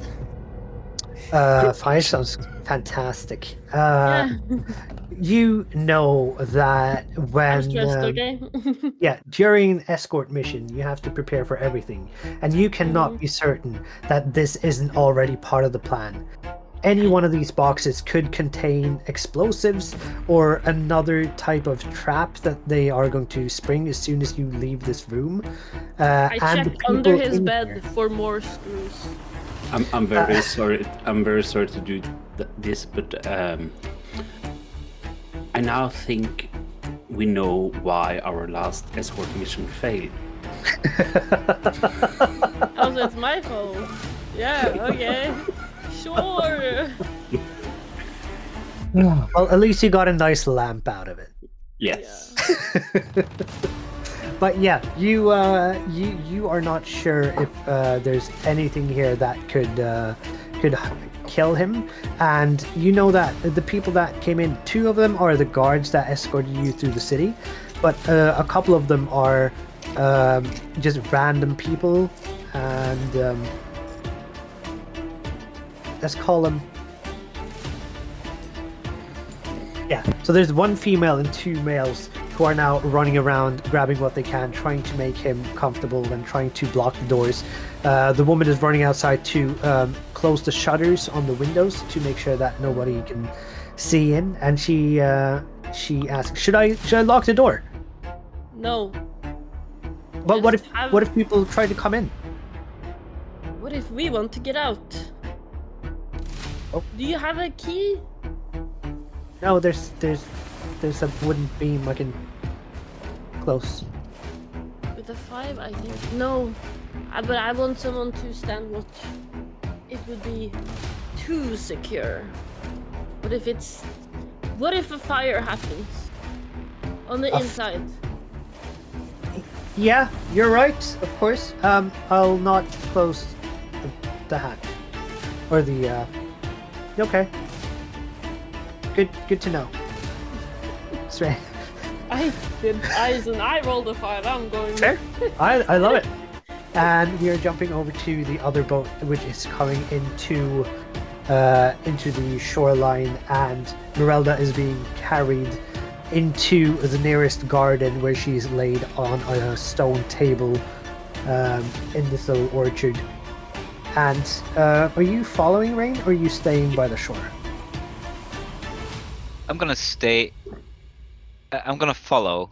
But if they enter a building, I'm gonna stay outside and observe through the windows, and keep an eye out for uncomers that doesn't seem to belong. I will follow all the way.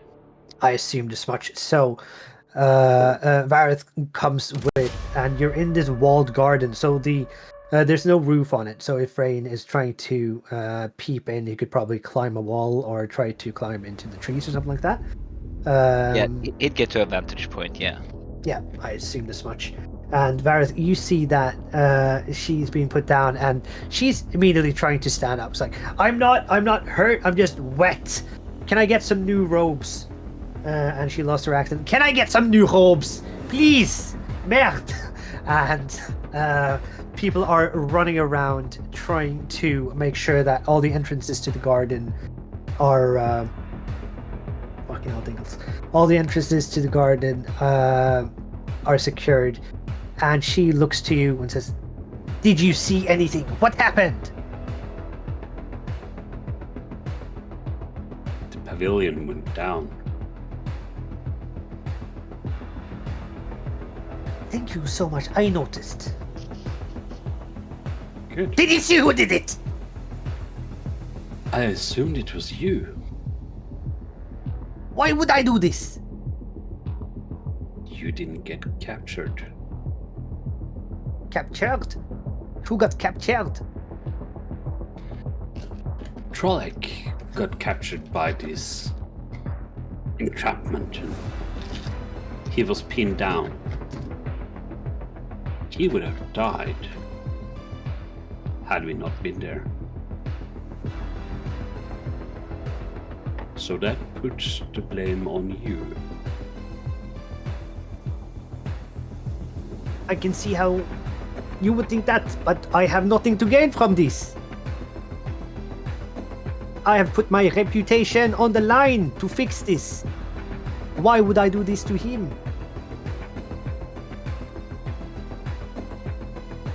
Can I hear this? Roll me a perception check. If it's above a 14, I'll say that you hear most of this conversation. Yeah, I can hear it.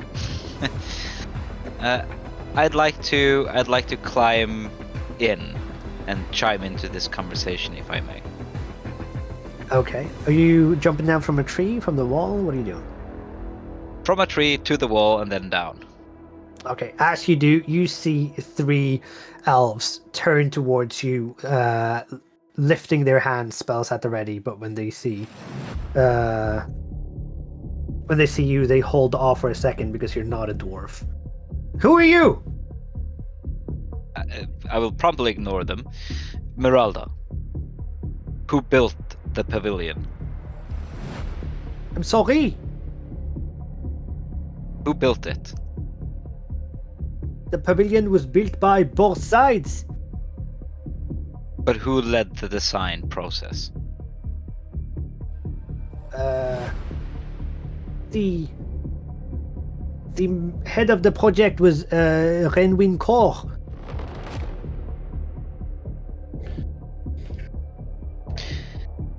And you're wrong, Vareth. There was a set of screws set to pin her down, but I moved her before they triggered. She is not to blame for this. Although, it's hard to tell. Only the name Renwin Core is on our suspect list at the moment, because the craftsmanship is both elven and dwarven.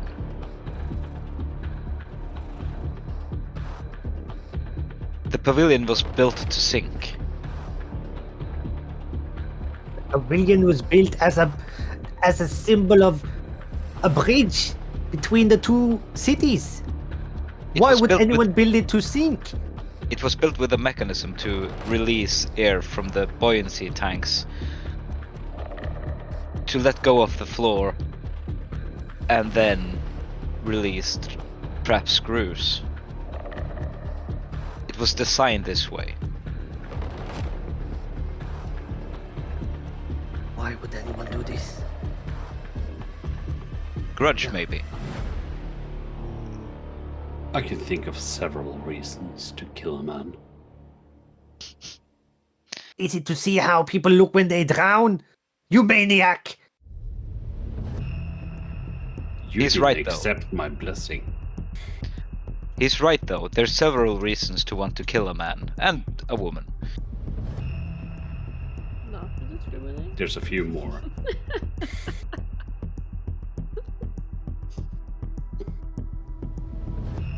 We should seek out the head designer or the head engineer. I like that word. Head. I'm not I gonna- escorted you. And I demand payment. Well, What? our job is to keep them safe, and we're not done. Maybe you should ask your noble friend how these intrigues usually are put together. Maybe he has insight. We will have to investigate, for sure. Is Trellick alright? Trellick, he'll live.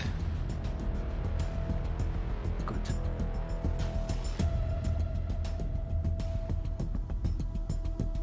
You can see that Varth is kind of just shaking his head. Under his breath, he will see. I never understand when an escort mission stops. But we got further this time. What does that Oh. even mean? How long did you get the last time?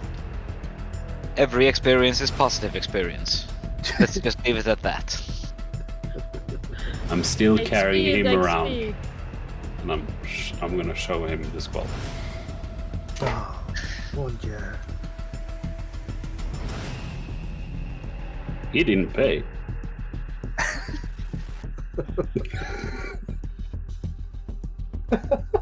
She looks at you with a concerned look before getting off of this table that she's been put on, and says, "All right, I am going back to my home. I need to get changed, and then we will find out who is doing this.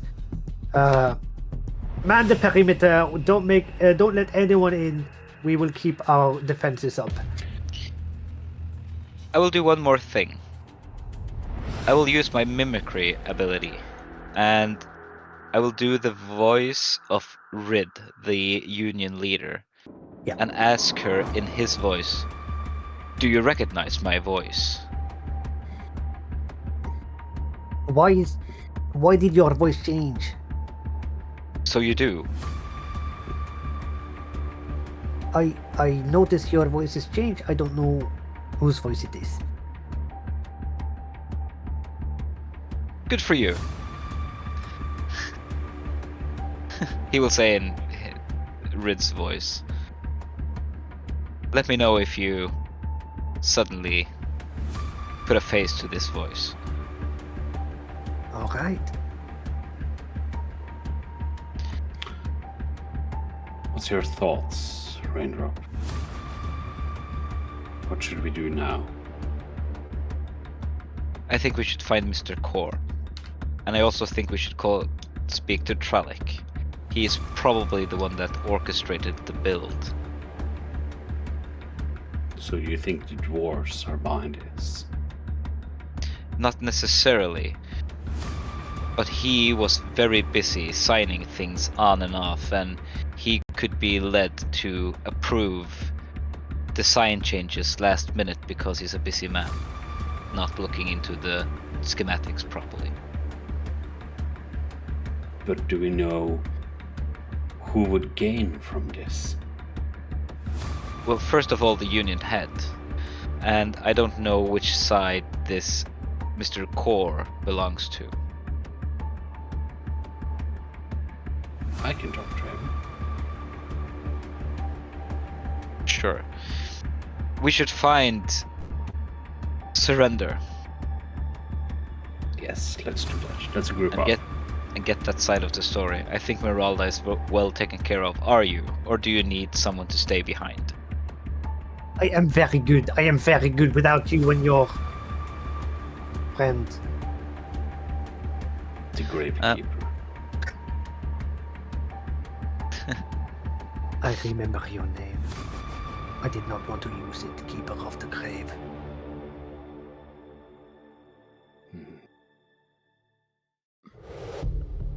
Do you have a way to reach us if you need to? We have people who can contact you. Very well. Baroth, let's head out. After you, my little friend. Are you water walking over there? Are you? Yeah, it lasts 1 hour, so. Yeah. Simply just running across. Yeah. And the guards are flabbergasted as you're just running across.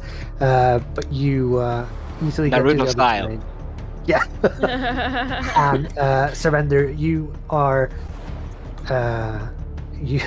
in this harbor house still, and from time to time you check outside the door to see if people are close, and there are a bunch of people who are crowded around, and you keep pushing them away, shouting them away, and at one of those times you see your party members come walking up the street towards you.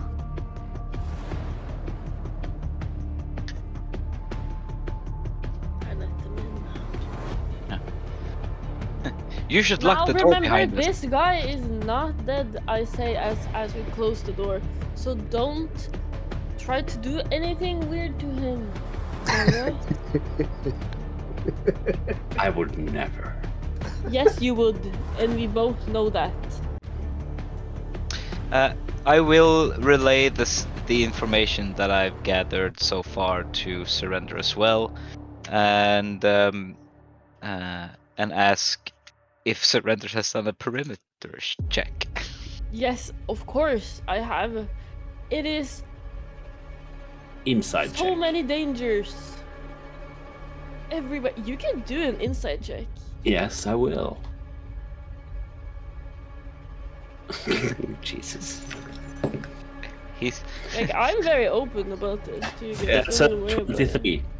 That's a 23. Yeah, I believe that I have done a check. Yeah, done a thorough that's what job. an insight check is. I fully believe that I have done a really good job. Maybe with a 23, you'd understand that. Maybe I actually am just not really good at looking. I have bad Yeah, eyesight or some shit. Like, This group has been together for a few years, so I checked every box in this entire building except the loft. I haven't reached it yet. I'll lock I eyes checked with Raindrop. under his bed. There are no screws under his bed. Actually, there was a little box of screws, but don't worry, I moved them out of the way. I look at Raindrop. We need to check the perimeter.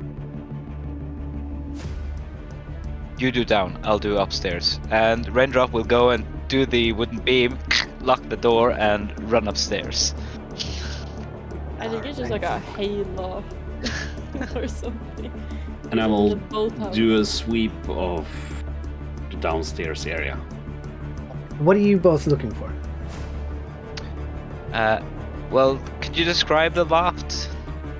Yeah, so basically, I'm not sure where anyone got lost from. Maybe I said something before that. No, listen, because it's a boathouse, what I mean is like they're super tall, so they're probably like a few Yeah. shelves at the very top, basically. Yeah, so there Which would is probably be kinda some like, beams. Yeah, for sure. and, Yeah, I got you. And hems, you know what I mean? Okay, yeah, I hear you. Okay, so basically, there is a smaller wooden boat at the end of it with some fishing nets and stuff in it, and then there are different boxes and barrels in here. Almost looks like a house where you would store things that are going out to sea, or that would be stored there in between trips or something like that. So there's not really much in here apart from a sitting group with a table, the barrels and the boxes, and then So many dangers. So, what Rain would do, the boat with the fishing nets in them, hit it with a crowbar, move on, do the crowbar and break open every box, and when he's opened the barrel, just tip it over, just to see if something is hiding in the content. He will not care whether or not it's sellable goods. He's triggering traps or finding hidden enemies, if there are any. That's his Fair enough. mindset. Have you checked under the floorboards? as you put your crowbar into the fishing nets, it gives a small thump sound, and you realize it's just the crowbar hitting the bottom of the boat through the nets, and you get it tangled for a bit with the split end of the crowbar, but you get it loose pretty quickly. As you open all the boxes, you see that most of them are either rope, or there are sellable goods like salted fish. There are sugar in some of the boxes, packed in bags within them, and none of these things seem like threats to you. But he's like, you know, when he's broken open a barrel, if it's sugar in it, he'll kick the barrel over so that it spills out, not leaving anything to chance, and just being efficient about it, because Surrender has been here for a while already. Yep, fair. And you see, as you kick the sugar over, one of the male dwarves who are in the building with you look over to you and shouts, "What are you doing? I'm selling that!" Well, tell your boss the sugar was more important than finding who's trying to kill him. Well, someone's paying, and he rubs his temple as he's walking into one of the corners of the room. Give it to your wife, she will be very happy. What? Give it to your wife. It. Early wedding gift, you know? Sugar is worth Just a lot of pure money. sugar. Yeah. Is that like an elf thing? You give sugar? Is that like a... Yeah. Sugar is life. Oh, Yeah. well, at least I can find a use for it, I guess. Straight from the floor. I move over to Trelec. He is, his chest is going, rising and sinking, or rising and falling, quite quickly, but he's out of immediate danger. Do you know who did this? He's still asleep. Are you trying to shake him awake? Of course. All right. I said no touching! I'm not, But he already touched but me. I'm not shaking him awake. I will right up slap him. All right. So you full out slap him, and after the second slap, he comes to with fire in his eyes as he's looking at you, before realizing that the pain in his legs are is worse than the slaps from you, and he starts whimpering as he looks over to you and says, "Oh, hello. Who are you?" My name is the Gravekeeper. We were Help! on the Help! thing. We were Hell! on the pavilion together. He's just weird. Oh, I have some questions for you. okay. I apologize, sir. I appreciate your apology, Surrender. Do you have What's pain? your question? Do you have pain? That's your question. If I have pain, Yes. I have What- immense pain. in When both he's my talking legs. to dead people, that's always the first question he asks. You ask dead people if they have pain? Do you accept the blessings of Virella? Why would I need to be blessed by a god of death? I don't intend to die. That was not my question. Do you have an answer to my question? After you answered mine. I am And blessed. and he sees that some form of magic is flickering in my hands.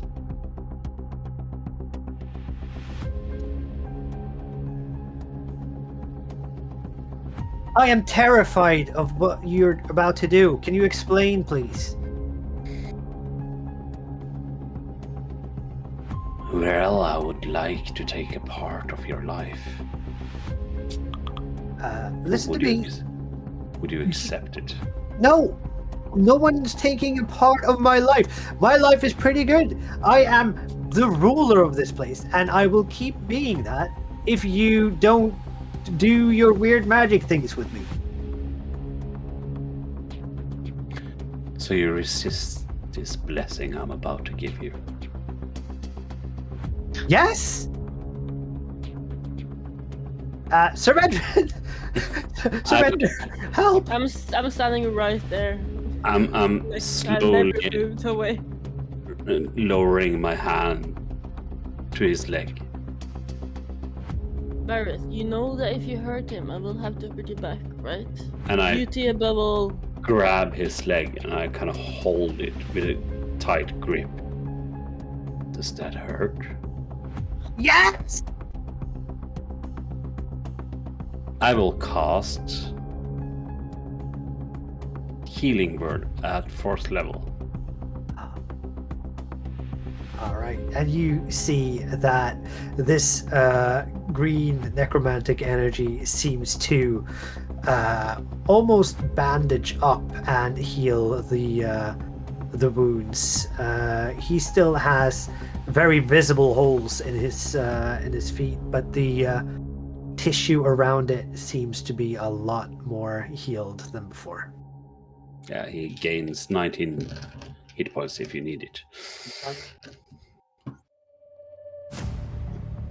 Virella, bless you. See, if you just said that you were going to do that, do you think that your blessing would be appreciated more? Do you think that I would accept that willingly, maybe? See, Then- the art of communication is saying things and making people believe that what you're trying to do is the right thing to do. I When you always do say the right that thing. you're trying to bless me with the god of death, that is not a good sign for me when I'm almost dying. That's my deity you're talking about. I just realized something. And Raindrop will run for the door and yell back, "I'm getting to the treaty." And he will just barge out and run for the river. Okay. Should we follow him? I think you should maybe, you with your water walking. I blessed Yeah, him I have as it well. too. Yeah, but now he can't dive, so... Yeah, you can. You can. You can Yes. simply you can? choose to. Yeah. Okay, that's fine. Yeah. I'm making a friend here, so I think you should go. Oh, my duty is to protect. So is mine. Okay. I thought So your both of duty you was to like saying- heal and stuff. What did I just do? No, that's not okay, whatever. Shenanigans. As soon as he leaves, I will turn back to Trolek. Now, let's stop playing. Let's get a little bit serious. Who would gain from this? Anyone who didn't want this to go through, I guess. Did you want it to go through? Of course. I've been working on this for months. What about that dwarf of yours that we met on the street? Rid. Yes. He's an old he's an old grumpy guy, but he's not dangerous. But does he have dangerous friends? I don't know his friends. I would assume not. Even though the man is not dangerous, his mind can be. Do you know his intentions and desires? Well, he didn't want this to happen. Wait, if you know, can't you just go get him and get some answers from him? Where will I find him? Probably down in the workshops, down in the artworks. Alright, I'll get him. Take some guards with you. No need. Are you gonna go to the graveyard first? Perhaps. As you turn to leave, Trellick tells you, if you're going to ask him, make sure you do what's necessary to get the answers. I got you. And I will give a big grin. I like this kind of work. Fair. And I'll leave. Fantastic. Surrender, are you doing anything particular, or should we jump to Raindrop? I wanna do just yeah, I think a small thing, just a conversation, basically. Keep it going for a little bit. Yep. Are you sure you can trust him? Because he seemed, I mean, he punched me. Trust is a vague term. How much do you trust anyone, really? You could and should Desperate always people be make able to desperate trust them. choices. They do. That's why you don't stand in front of desperate people. Is he desperate? Well, he was when he punched you. Yeah. Didn't really hurt, but that's okay. Separate question, and I hope I do not cross the line, sir. Mhm. But you seem very well spoken until you spoke to the elf.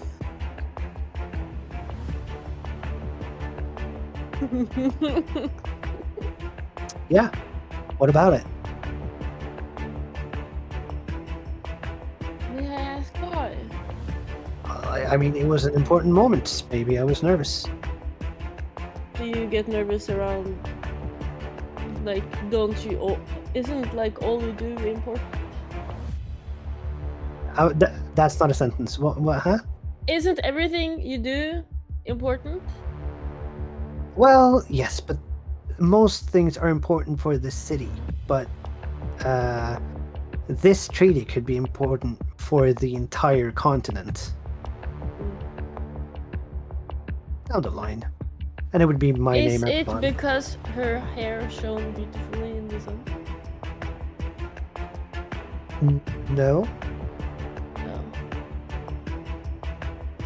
I don't understand your dwarven beauty standards, but I'm trying to better interracial relations. And that starts with understanding each other. Exactly. Mhm. The fact that I think that she's beautiful has nothing to do with it. Oh, so you think she's beautiful? I I get like a boyish feel- grin on my face. I feel very tired. I'm going to lay back a bit. Do you need and more you healing, realize- sir? No, I think I need to sleep this off.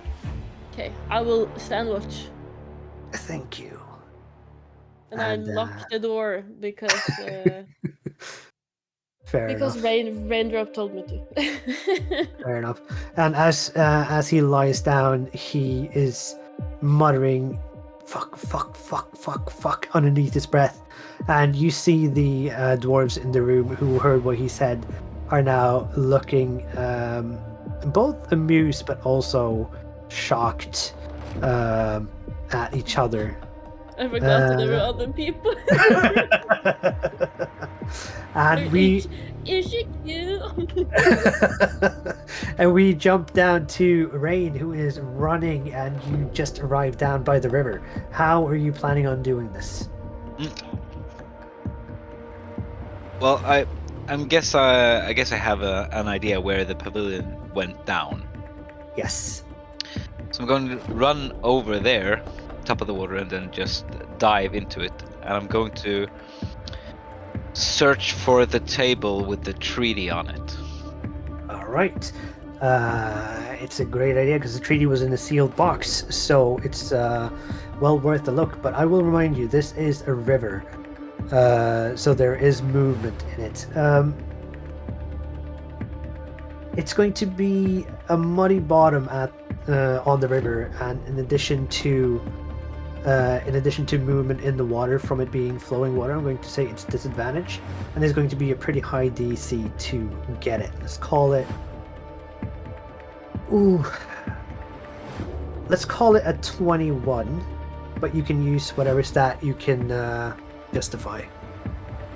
Well, I'm going to use investigation, if that's what I'm doing. That's fine. And I have proficiency in investigation. And I also have something called Kenku Recall. If I have proficiency, you can give yourself an advantage on skill checks you are proficient with before rolling the D20. So I'm going Nice. to So counteract cancel that out. Yeah, Very and roll normally. And that's a nat 20, baby. Let's go! You dive into the water and get to where the pavilion was. As you rummage down to the bottom, you see the faint glow of elven runes on this box that is half buried in the mud at the bottom of this river. But you swim straight down to it, pick it up, and bring it to the surface. And I think with that, and with the time being what it is, I think we'll end it there for tonight. And we'll see what happens next time. Whew. All right. Good job. Good job. Well played, guys. Shall we do some stars to end it? Yes, but let's get a little bit more some different music. Oh yes. I can go first.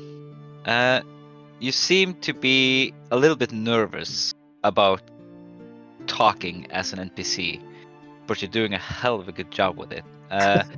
For being, this short story, of course there's a lot of element that needs to be introduced, and in such short amount of time, you're being very efficient about it, and I'm impressed actually.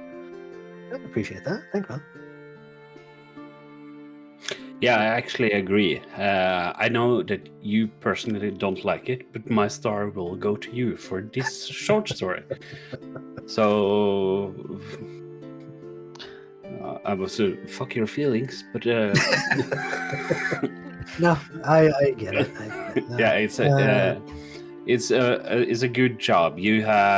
There's a short amount of time. We haven't been live for that long, and in the short amount of time we have played, you have set the stage, something happened, we got the names, you made it very clear. It's a clear line in the adventure, so yeah, it's very well made.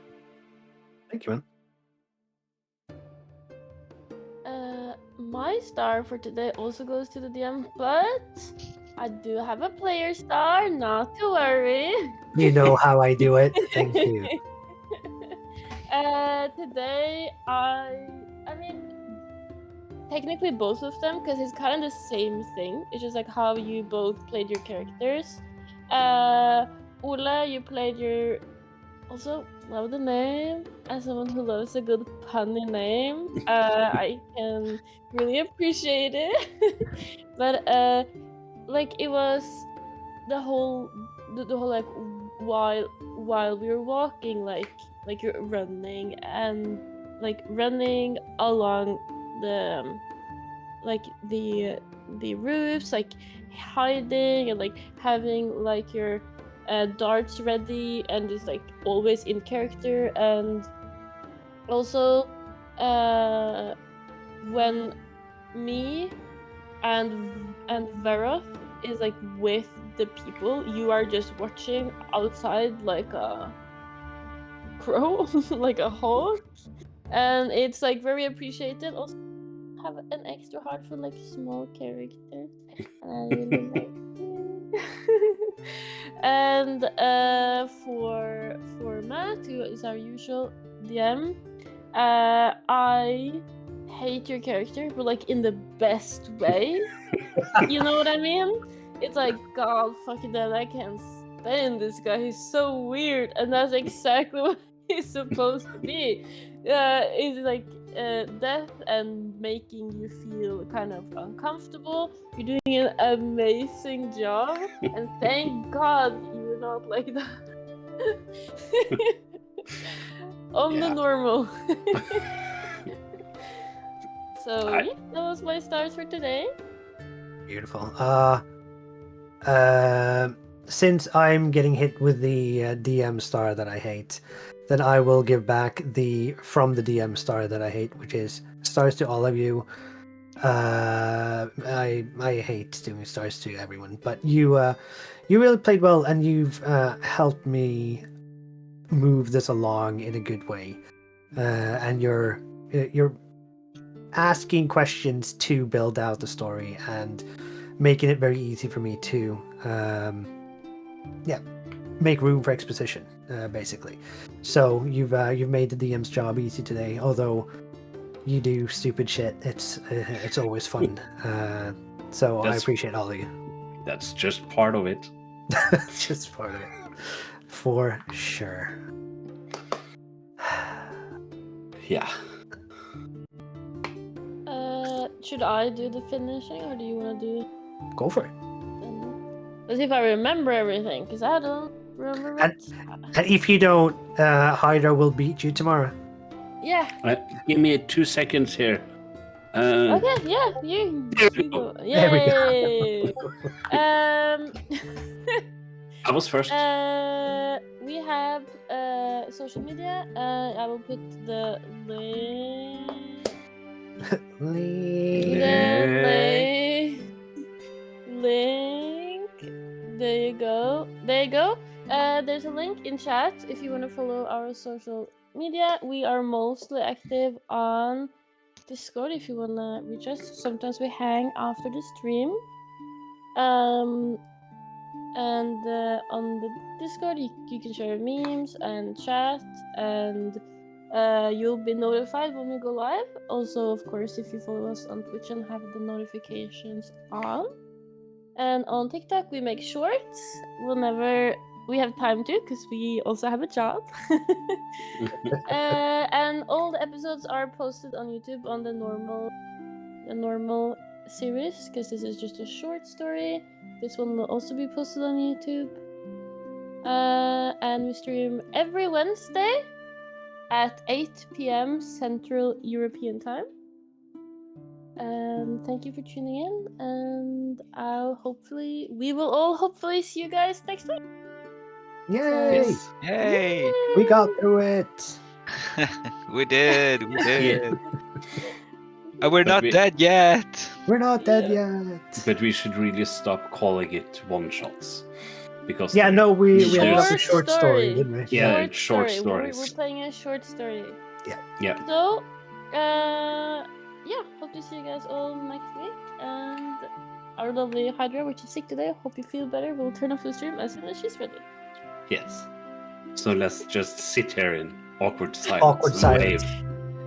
Let's make sure we all look into the camera so we have Yeah. like And wave.